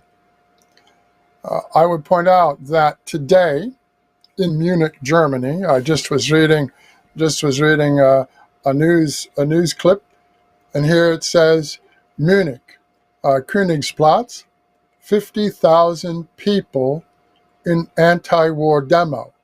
And there's a picture of 50,000 people in that square in Munich, which is a very pretty place. I've been there. So hopefully, if the Germans citizens can do that in Munich and across Germany, and there have been hundreds of thousands of people in Europe on the streets over the last number of months demonstrating against the economic situation and the political situation, that's true, but also demonstrating for peace and an end to the Ukraine war and against the military-industrial complex. So the last thing I want to say is best of luck to all of those who are going to the rally and who are helping the rally tomorrow and who are going to participate in the rally. I understand from Dennis that there'll be a number of folks from the Schiller Institute and all participating in the rally. And that's all I have to say for now. I look forward to any questions you have. Thank you. Thank you very much, Cliff. And let me just let the panelists know that there are about 350 people on with us live. They've been bidding various questions.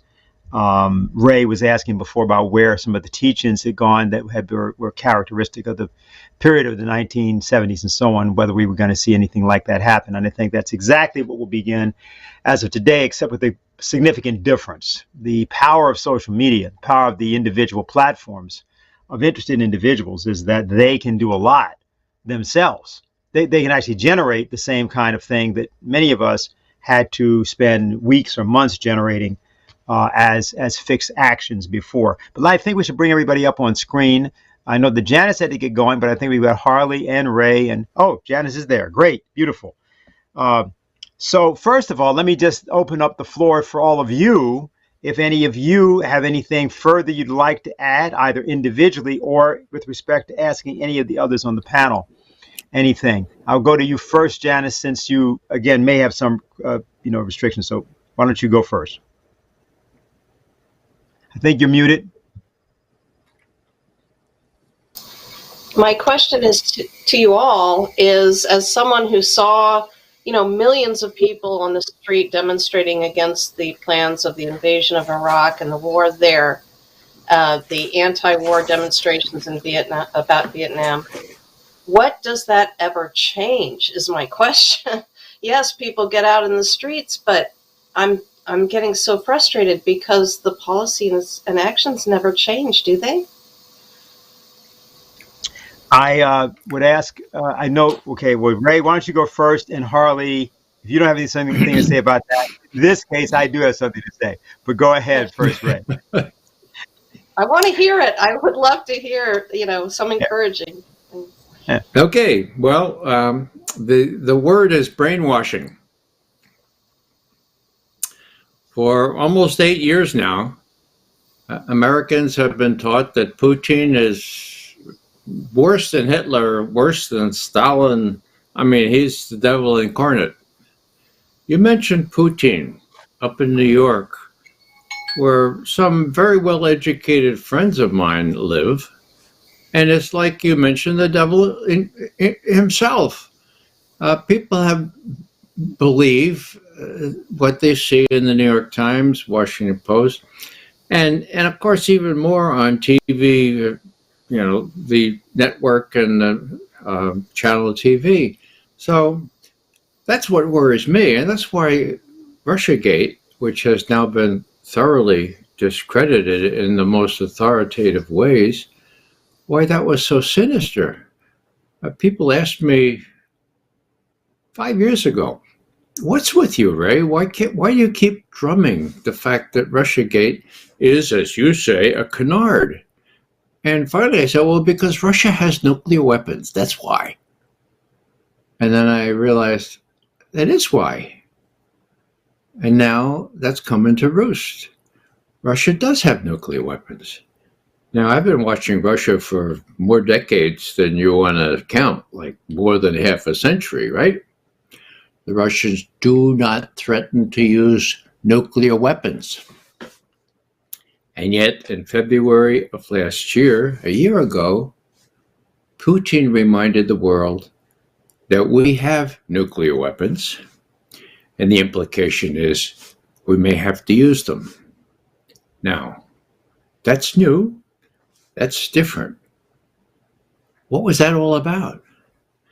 That was just to impress upon people who were otherwise too thick to understand that this, in Putin's mind, represents an existential threat to the state of Russia. Okay? That he, as the head of this state, is hell-bent and determined to defend it. And he will use all means necessary, as he puts it, to do that. And, Americans have a hard time believing that, but I tried to draw an analogy because there are a few people around who know what the Cuban Missile Crisis was like. And I'll just very briefly draw this analogy. Okay, 1962, September, Kennedy finds out that the Russians have put intermediate range ballistic missiles in Cuba, 90 miles offshore. Okay. Did they have nuclear weapons, nuclear warheads on them? We didn't know. We found that later, decades later. Yeah, they did. Well, what did Kennedy do? He said, we're not going to allow this. Take them out there, Khrushchev. Did he do illegal things? Well, yeah, he blockaded Cuba. That's illegal. And he called it a quarantine, but it was a blockade. He assembled an invasion force in Key West. He threatened to use nuclear weapons. I mean, all those things are sort of, UN frowns and that kind of thing, right? Okay, he did it. Now, did anybody say, oh, come on, Kennedy? This is unprovoked. No, because it was provoked, right? Okay. Now, what most Americans don't know, and this is the other side of the analogy, is that the U.S. has put missile emplacements in Romania and Poland that are capable of accommodating cruise missiles and hypersonic missiles. Hypersonic once the U.S. develops hypersonic missiles. Putin himself complained before all his senior admirals and generals on the 21st of December 2021. He said, look, cruise missiles like the Tomahawk, that's how the Russians say Tomahawk missiles, they give me 7 to 10 minutes launch to target time to decide whether I should blow up the rest of the world. I'm not going to allow that, okay? Now, hypersonic, they put in hypersonic missiles, 5 minutes. I'm not going to allow that. Now, how many Americans know that these missile holes are already in Romania and Poland? Not very many. How many know that President Biden promised Putin that the U.S. had no intention of putting such missile holes in Ukraine, and then reneged on discussing that promise. Okay? Nobody. But he did. It's in the readout of the discussion on the 30th of December, 2001. So here's Putin looking at the situation. He says, well, I don't want to invade another country, but it looks like they're going to have to. Looks like they're going to attack the Donbass. Looks like the Nazis have the upper hand in Kiev. But I really should get some backing. You should have some backing if you're going to attack another country. Goes to Beijing, and he says to Xi Jinping, okay, I can't trust the Americans, NATO. It looks like they're going to attack Donbass right now. I may have to go in and clean them out in the Donbass and protect the Russian-speaking people there. What do you think? Xi Jinping. Now, I wasn't a fly on the wall there, but this is how I think the president of China, Xi Jinping, reacted.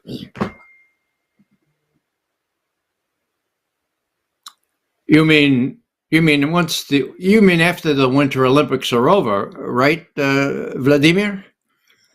Right. Okay. Now, that was a big surprise to everybody. We talked about Westphalia, right? Until then, the bedrock Chinese policy was Westphalia, sanctity, sovereignty of international borders. You don't go invading other countries. Guess what? Xi Jinping gave Putin a waiver on Westphalia. That is big, folks. It's not a question of Peking being ambivalent about that. They even said in their subsequent pronouncements that they weigh each situation on its own merits, their phrase. No longer Westphalia in this case, but on its own merits. So, long story short, Putin not only had the wherewithal and, as he saw it, the need to go into Ukraine, but he had backing.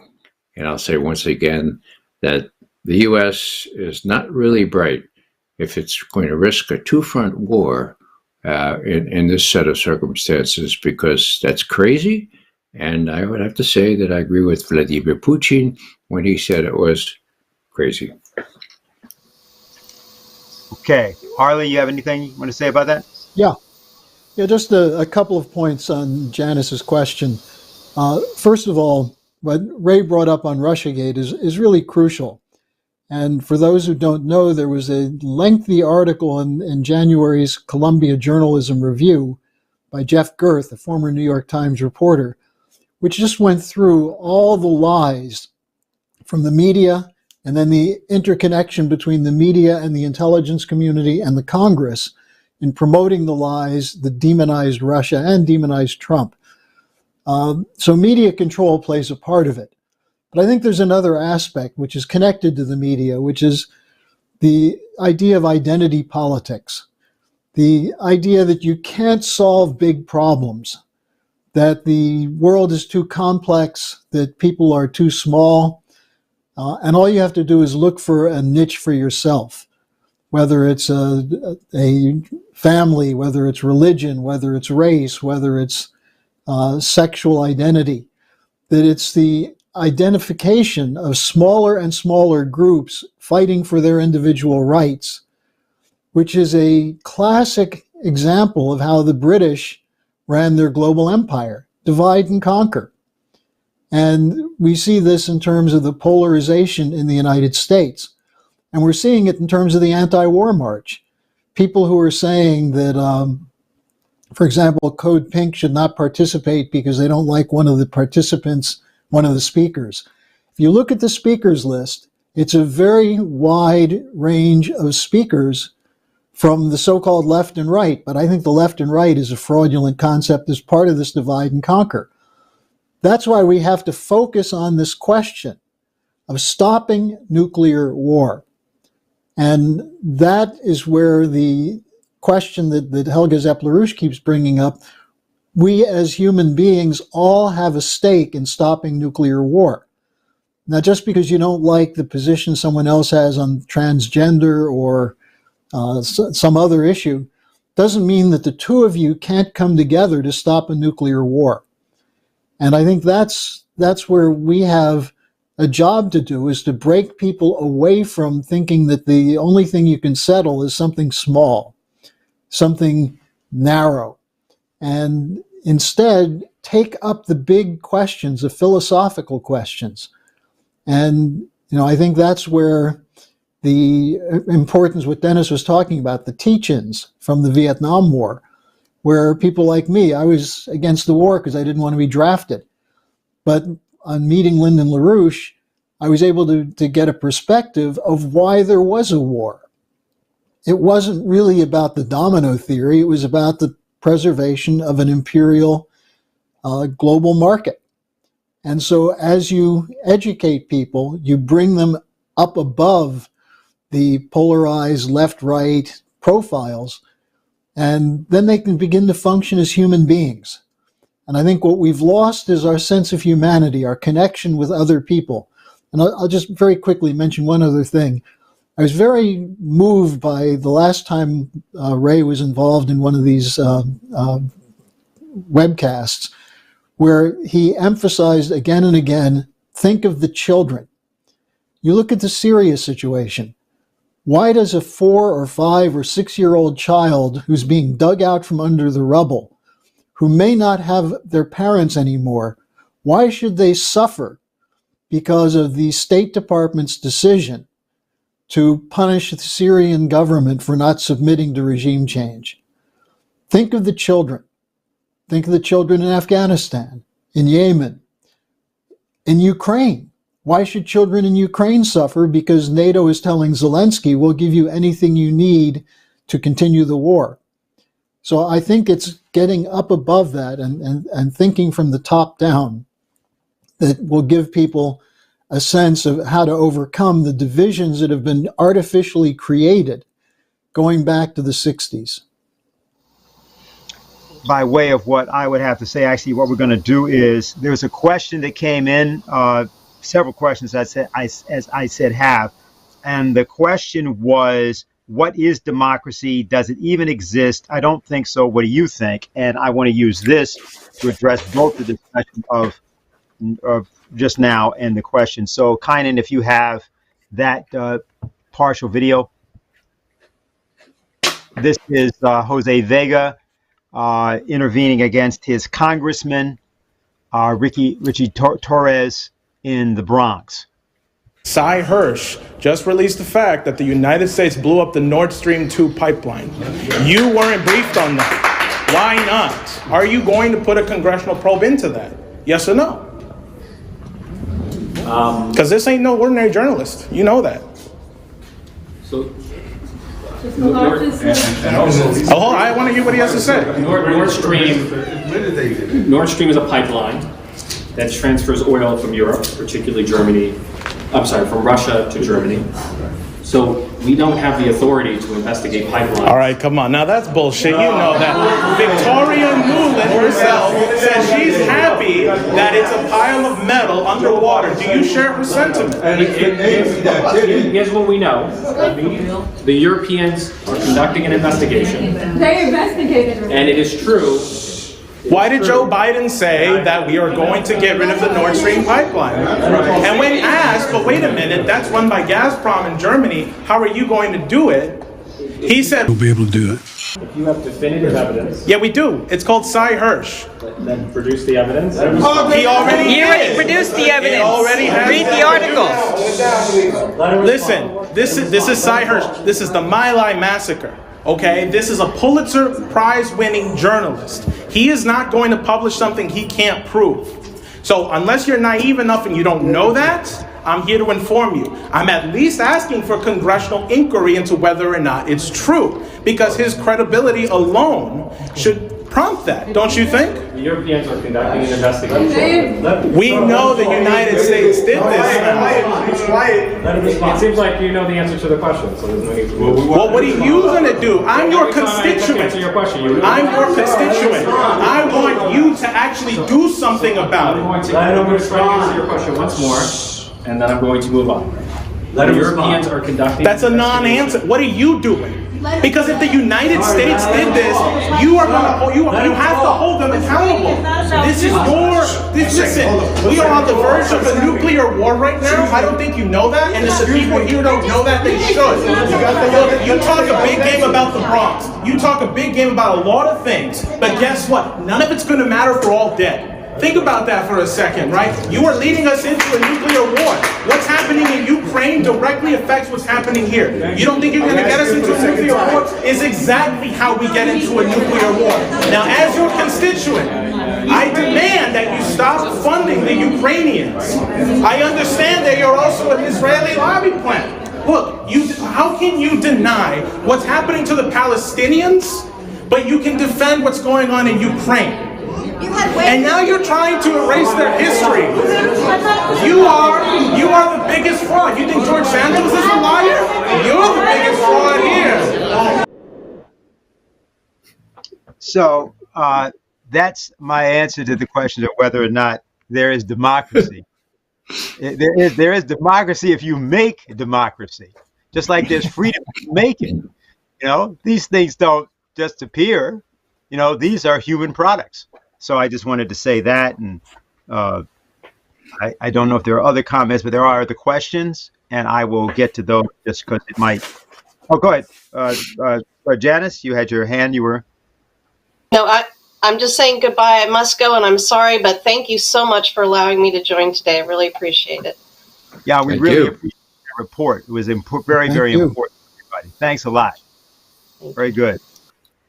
Okay, this is a question from Monasha, okay, and he asks the question: can the Hirsch report on the Nord Stream destruction get ignored?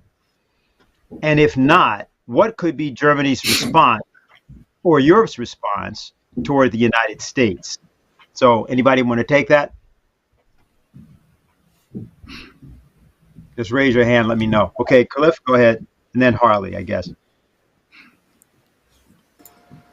Well, I knew Cy back in the 1980s in Washington, D.C. Cy's not going to write a big piece like this without having it fully documented. He's being criticized as having one source. He never said he had one source. He simply quoted what he said was one source. I'm sure Cy has every sentence and every point that he's made in that piece with several sources. So that it's tight. And it seems to me Saul might well drop a second follow-up article. Why not? And perhaps he'll even write a book. Why not? So I think Cy is going to continue his investigation of this matter, and it may well broaden.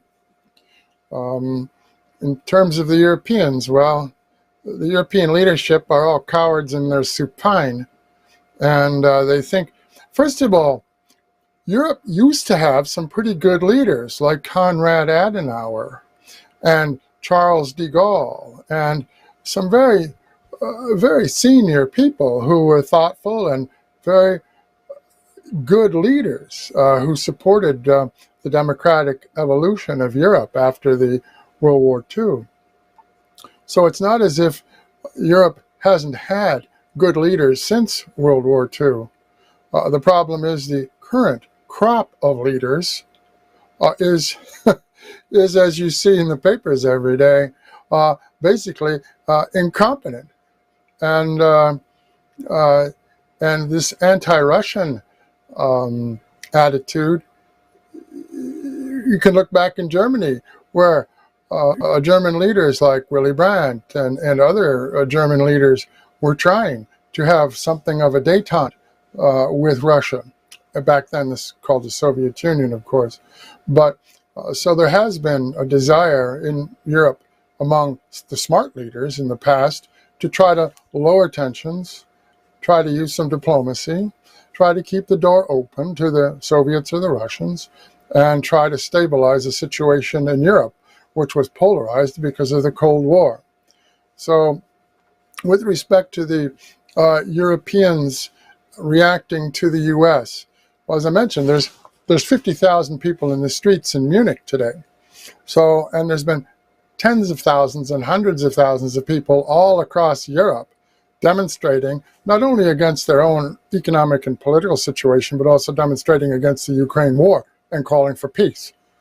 So I think at the people-to-people level, it's a great thing for tomorrow, our demonstration in Washington, D.C. and across the country, L.A. and wherever else, that we are in solidarity with folks around the world, whether they're in Europe or Asia or Africa or South America, that we're in solidarity with all people around the world who want to put an end to this war and who want to establish a peaceful world with economic development. So that would be my answer. An answer to an earlier question that Janice raised, don't forget the mass demonstrations in the United States back in the anti-Vietnam War era, which were huge, and all across college campuses, which were huge. Those demonstrations did have an impact on the politics in the United States, and I think we can say that the anti-war movement helped spur, eventually, after 20 years, helped spur the American government to drop the war, to end the war. So it was a factor. I think it was a political factor, given the nature of the mass demonstrations. These were really huge demonstrations. That's it for me. Okay, very good. Ray, this is a question directed to you. Hey, Dennis. Okay. I just want to say one thing quickly on that. Reality doesn't give a damn about narratives. You know, there are things that are going to happen that go outside of the narrative, including the Russian offensive, the collapse of the population in Ukraine, the collapse of the physical economies that are not able to support continuing war. The question is, will these things happen before we have an extension into nuclear war? And that's why it's so important, as Cliff was just saying, that these demonstrations be big and be bold and continue. And I will point out the former Prime Minister of Italy, Berlusconi, had the courage to come out and say he's worried about a nuclear war. The former Foreign Minister of Austria has expressed that. Charles de Gaulle's grandson has warned about the expansion of the Ukraine crisis into World War III and nuclear war. So there are people who are speaking out. There were almost 3 million people in the streets in France a week and a half ago. So these will build, but it requires individuals who have the courage to go out and mobilize and speak the truth. Ultimately, the truth will be the narrative. The problem is that the narrative is backed by the people who have their finger on the nuclear button. And that's the fingers that have to be removed from the nuclear button. Yeah, and I apologize for not noting that you were supposed to go to you first, but I wanted to just make sure that Ray also knew that he had this question before he answered. Because the question to you, Ray, from Katarina is, what is your prediction about the situation currently, and what do you think will happen with the war? So it can be, I think, integrated into whatever, the answers we get. Sure. I wanted to just make one comment about Cy Hirsch's article and the implications there. We all, that is, all of us working in the Army or in intelligence, take one oath and one oath only, and that is to support and defend the Constitution of the United States against all enemies, foreign and domestic. One such person took that, at least one such person, took that oath seriously, saw what the president and Sullivan and Blinken and all those sophomores did and went to Cy-Hirsch or made her or himself available to Cy-Hirsch. We call those people whistleblowers in the best sense of the word because they put themselves at some risk in doing that. So that's the ancillary but equally important lesson of all this. There are lots of people that know about what Cy-Hirsch has reported. They can fill in the details. All they need is a dollop of courage, a dollop of remembering that they too are sworn to support and defend the Constitution against all enemies, foreign and domestic. Now, these demonstrations will be a witness to them as well, those who know the real story. And so I think that we will appeal not only to the people who will put their bodies into it tomorrow and the following days, but to those on the inside, who know the right thing to do and simply need the courage to do it. There are ways to do it despite the prevailing surveillance that envelops all of us. There are smart ways to do it. All you have to do is take the chance. And when the truth comes out, well, Chelsea Manning had to pay a price. Ed Snowden didn't have to pay a price. He ended up on his 2 feet in Russia, I acknowledge, but at least he's safe and sound. Thanks, by the way, to Julian Assange. So you got to take the risk, and you can do that. And so let me just appeal to those in the know to take that risk. Now, how it's all going to end up, the problem is, Americans aren't ready for what's going to happen in the next couple of weeks. Now, will it be a great big shock and awe offensive from Russian forces going west in Ukraine? I don't think so. It'll be chipping away. It'll be chipping and chipping and chipping. They'll take some of these major towns, some of these redoubts, and I would expect, and this is not just me as a former Army intelligence officer, these are people who are colonels now and have a lot more recent knowledge. They tell me that it will just be a matter of weeks or a month or so before the Russian forces have broken through Ukrainian lines. The Ukrainians have no forces to back them up. They're running out of ammunition, as even NATO leaders are admitting. What's going to happen? They're going to end up on the Dnieper River. And I think, in my view, that Putin is ready to deal once they reach the Dnieper. Why do I say that? Well, there's one little straw in the wind, and that is that the same Valdai conference where Putin made a major speech and then answered questions for 3.5 more hours, mind you. There was one question, it seemed to be a canned question, came toward the end, okay? Fellow says, Vladimir Vladimirovich, I'm thinking of visiting Odessa within the next 2 years. Odessa, by the way, is now still in the part of Ukraine not occupied by any Russian forces.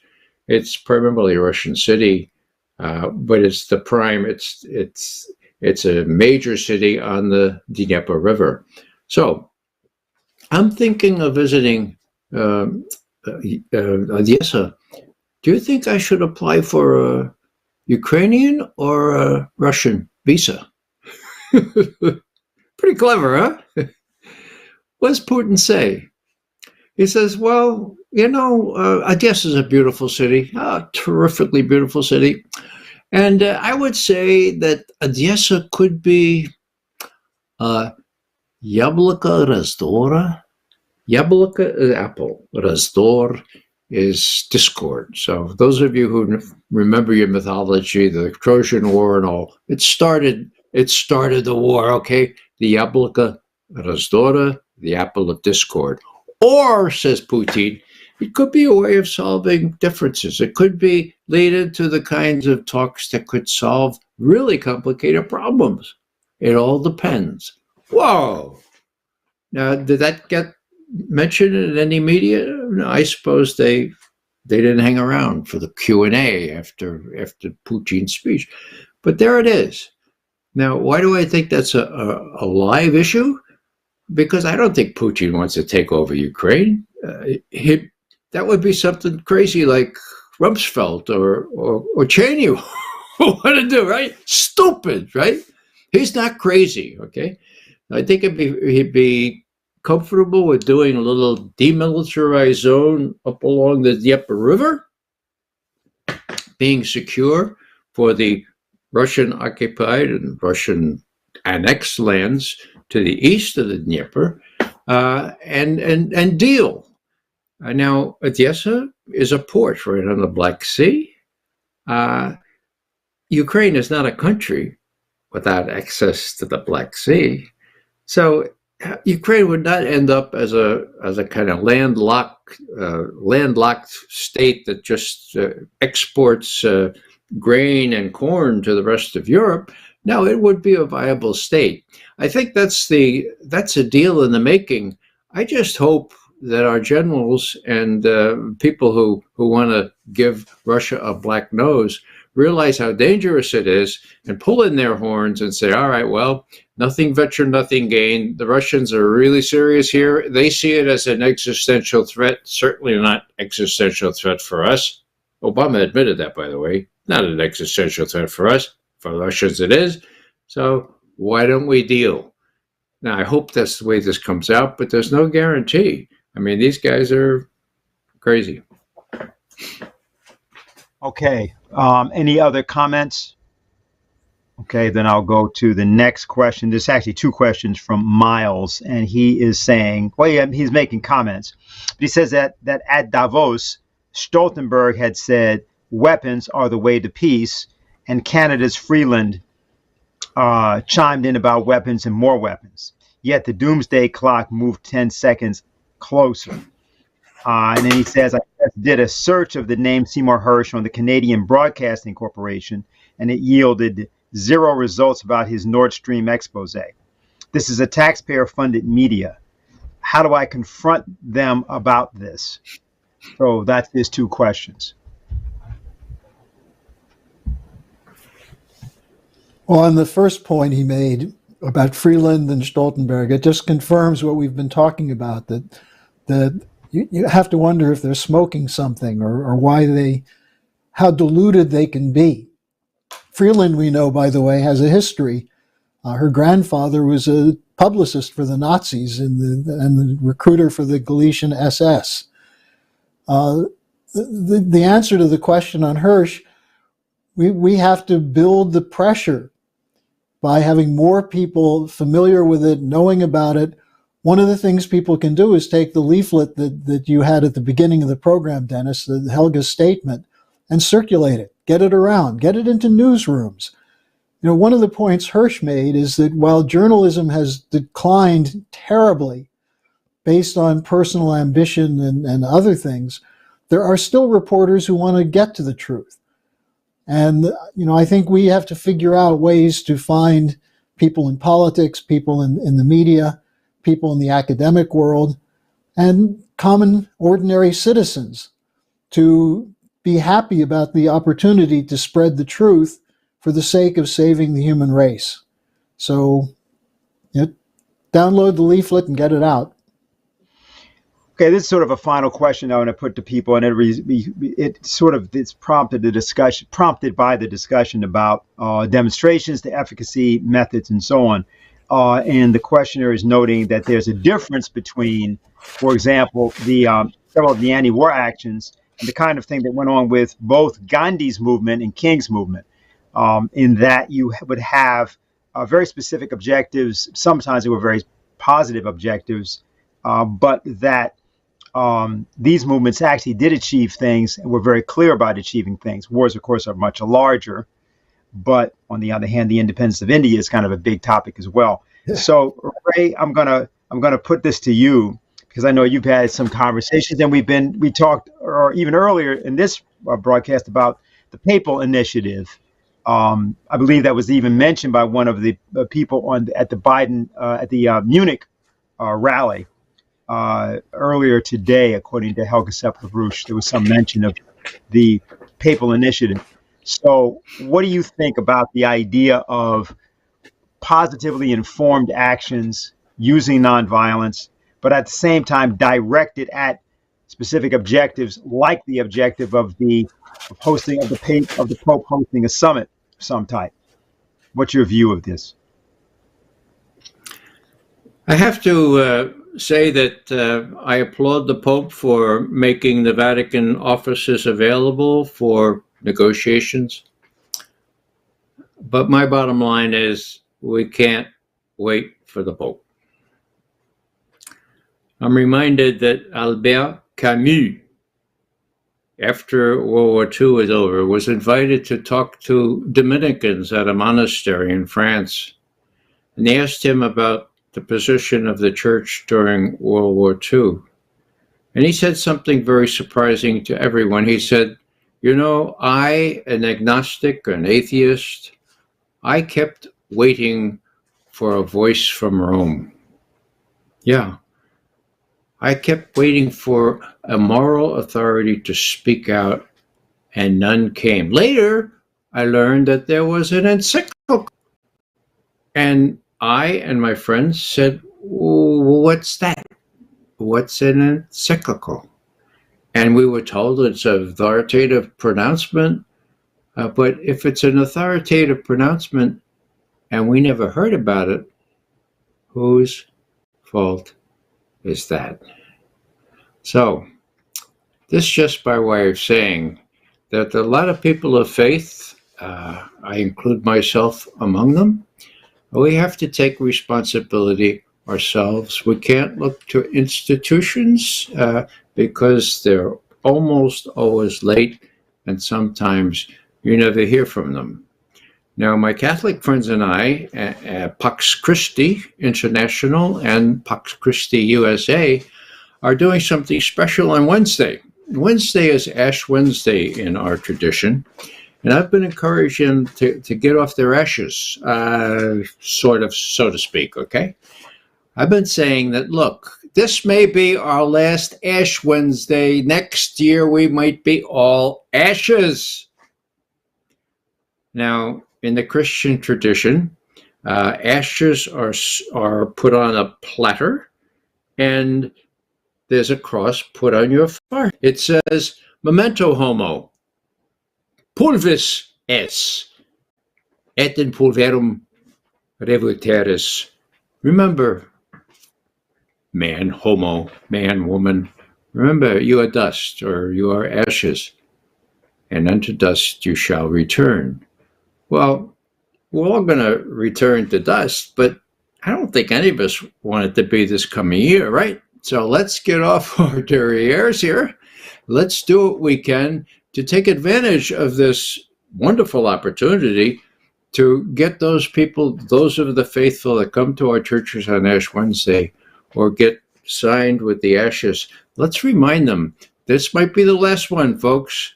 If the worst happens, and once again, I lived through the Cuban Missile Crisis personally. I know a good bit about Russia and its leaders, and I think that the danger is greater now than ever before that there could be a nuclear exchange. Now, I hasten to add, it won't come from Russia. Oh, why can you say that so confidently? Because Russia doesn't need it. Russia's going to prevail in Ukraine. It's clear as day to any competent military analyst. From whom might it come? From these crazy generals who think they can do maybe a little tactical nuclear weapon that's just the size of Hiroshima or Nagasaki, just a little one. Give me a break. Well, there are those missiles. There are these small missiles. They're mounted on submarines now that are really hard to detect. And I talked before about launch to target time. Putin would be irresponsible if he were not on high alert to make sure that none of these crazies give an order to one of these admirals or generals, they would put the world at risk of nuclear war. That's how tentative, that's how dangerous it is. So get off your ashes on Ash Wednesday, get off them tomorrow and go to that demonstration or to the others in other cities. Make sure that you, by your very presence, show the rest of the world that you care enough to at least be there and witness to the seriousness of the situation. Just as by way of illustrating this idea of the danger, I think Kynan has something that he's going to show now.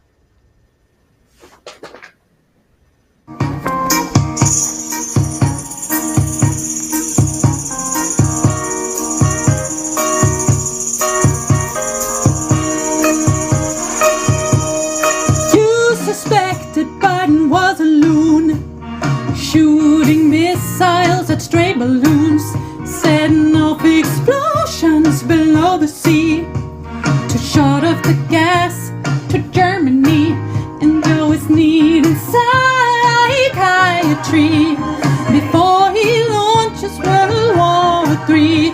Don't you know that I heard it through the grapevine, that Joe Biden blew the pipeline? Yeah, he's guilty of a war crime. Oh, Joe Biden has lost his mind. It ain't funny. Let's just say that underground initiatives are welcome and useful in times of protest. So, gentlemen, did any of you have any final words? We heard a few summaries already. I think we're probably good. All right, so we'll just again put up our announcement about the rally, which is Rage Against the War Machine, which is going to be tomorrow in Washington. And if you're in the area, you're certainly welcome. We will have a Schiller Institute delegation there. They will be very visible. You can certainly join our delegation. And there will be various speakers, as has been said, from Tulsi Gabbard to Dennis Kucinich to Ron Paul, many other people there, Jimmy Dore and others. Helga Zepp-LaRouche has written a leaflet also, which is for this occasion, which is called The Age of Reason or the Annihilation of Humanity. You can get that at the Schiller Institute site. For further information, you can look also for her 10 principles of a new security and development architecture. All right, so on behalf of everyone, we want to thank all of you for joining us, and see you either at the rally or see you here again next week. So long. Okay.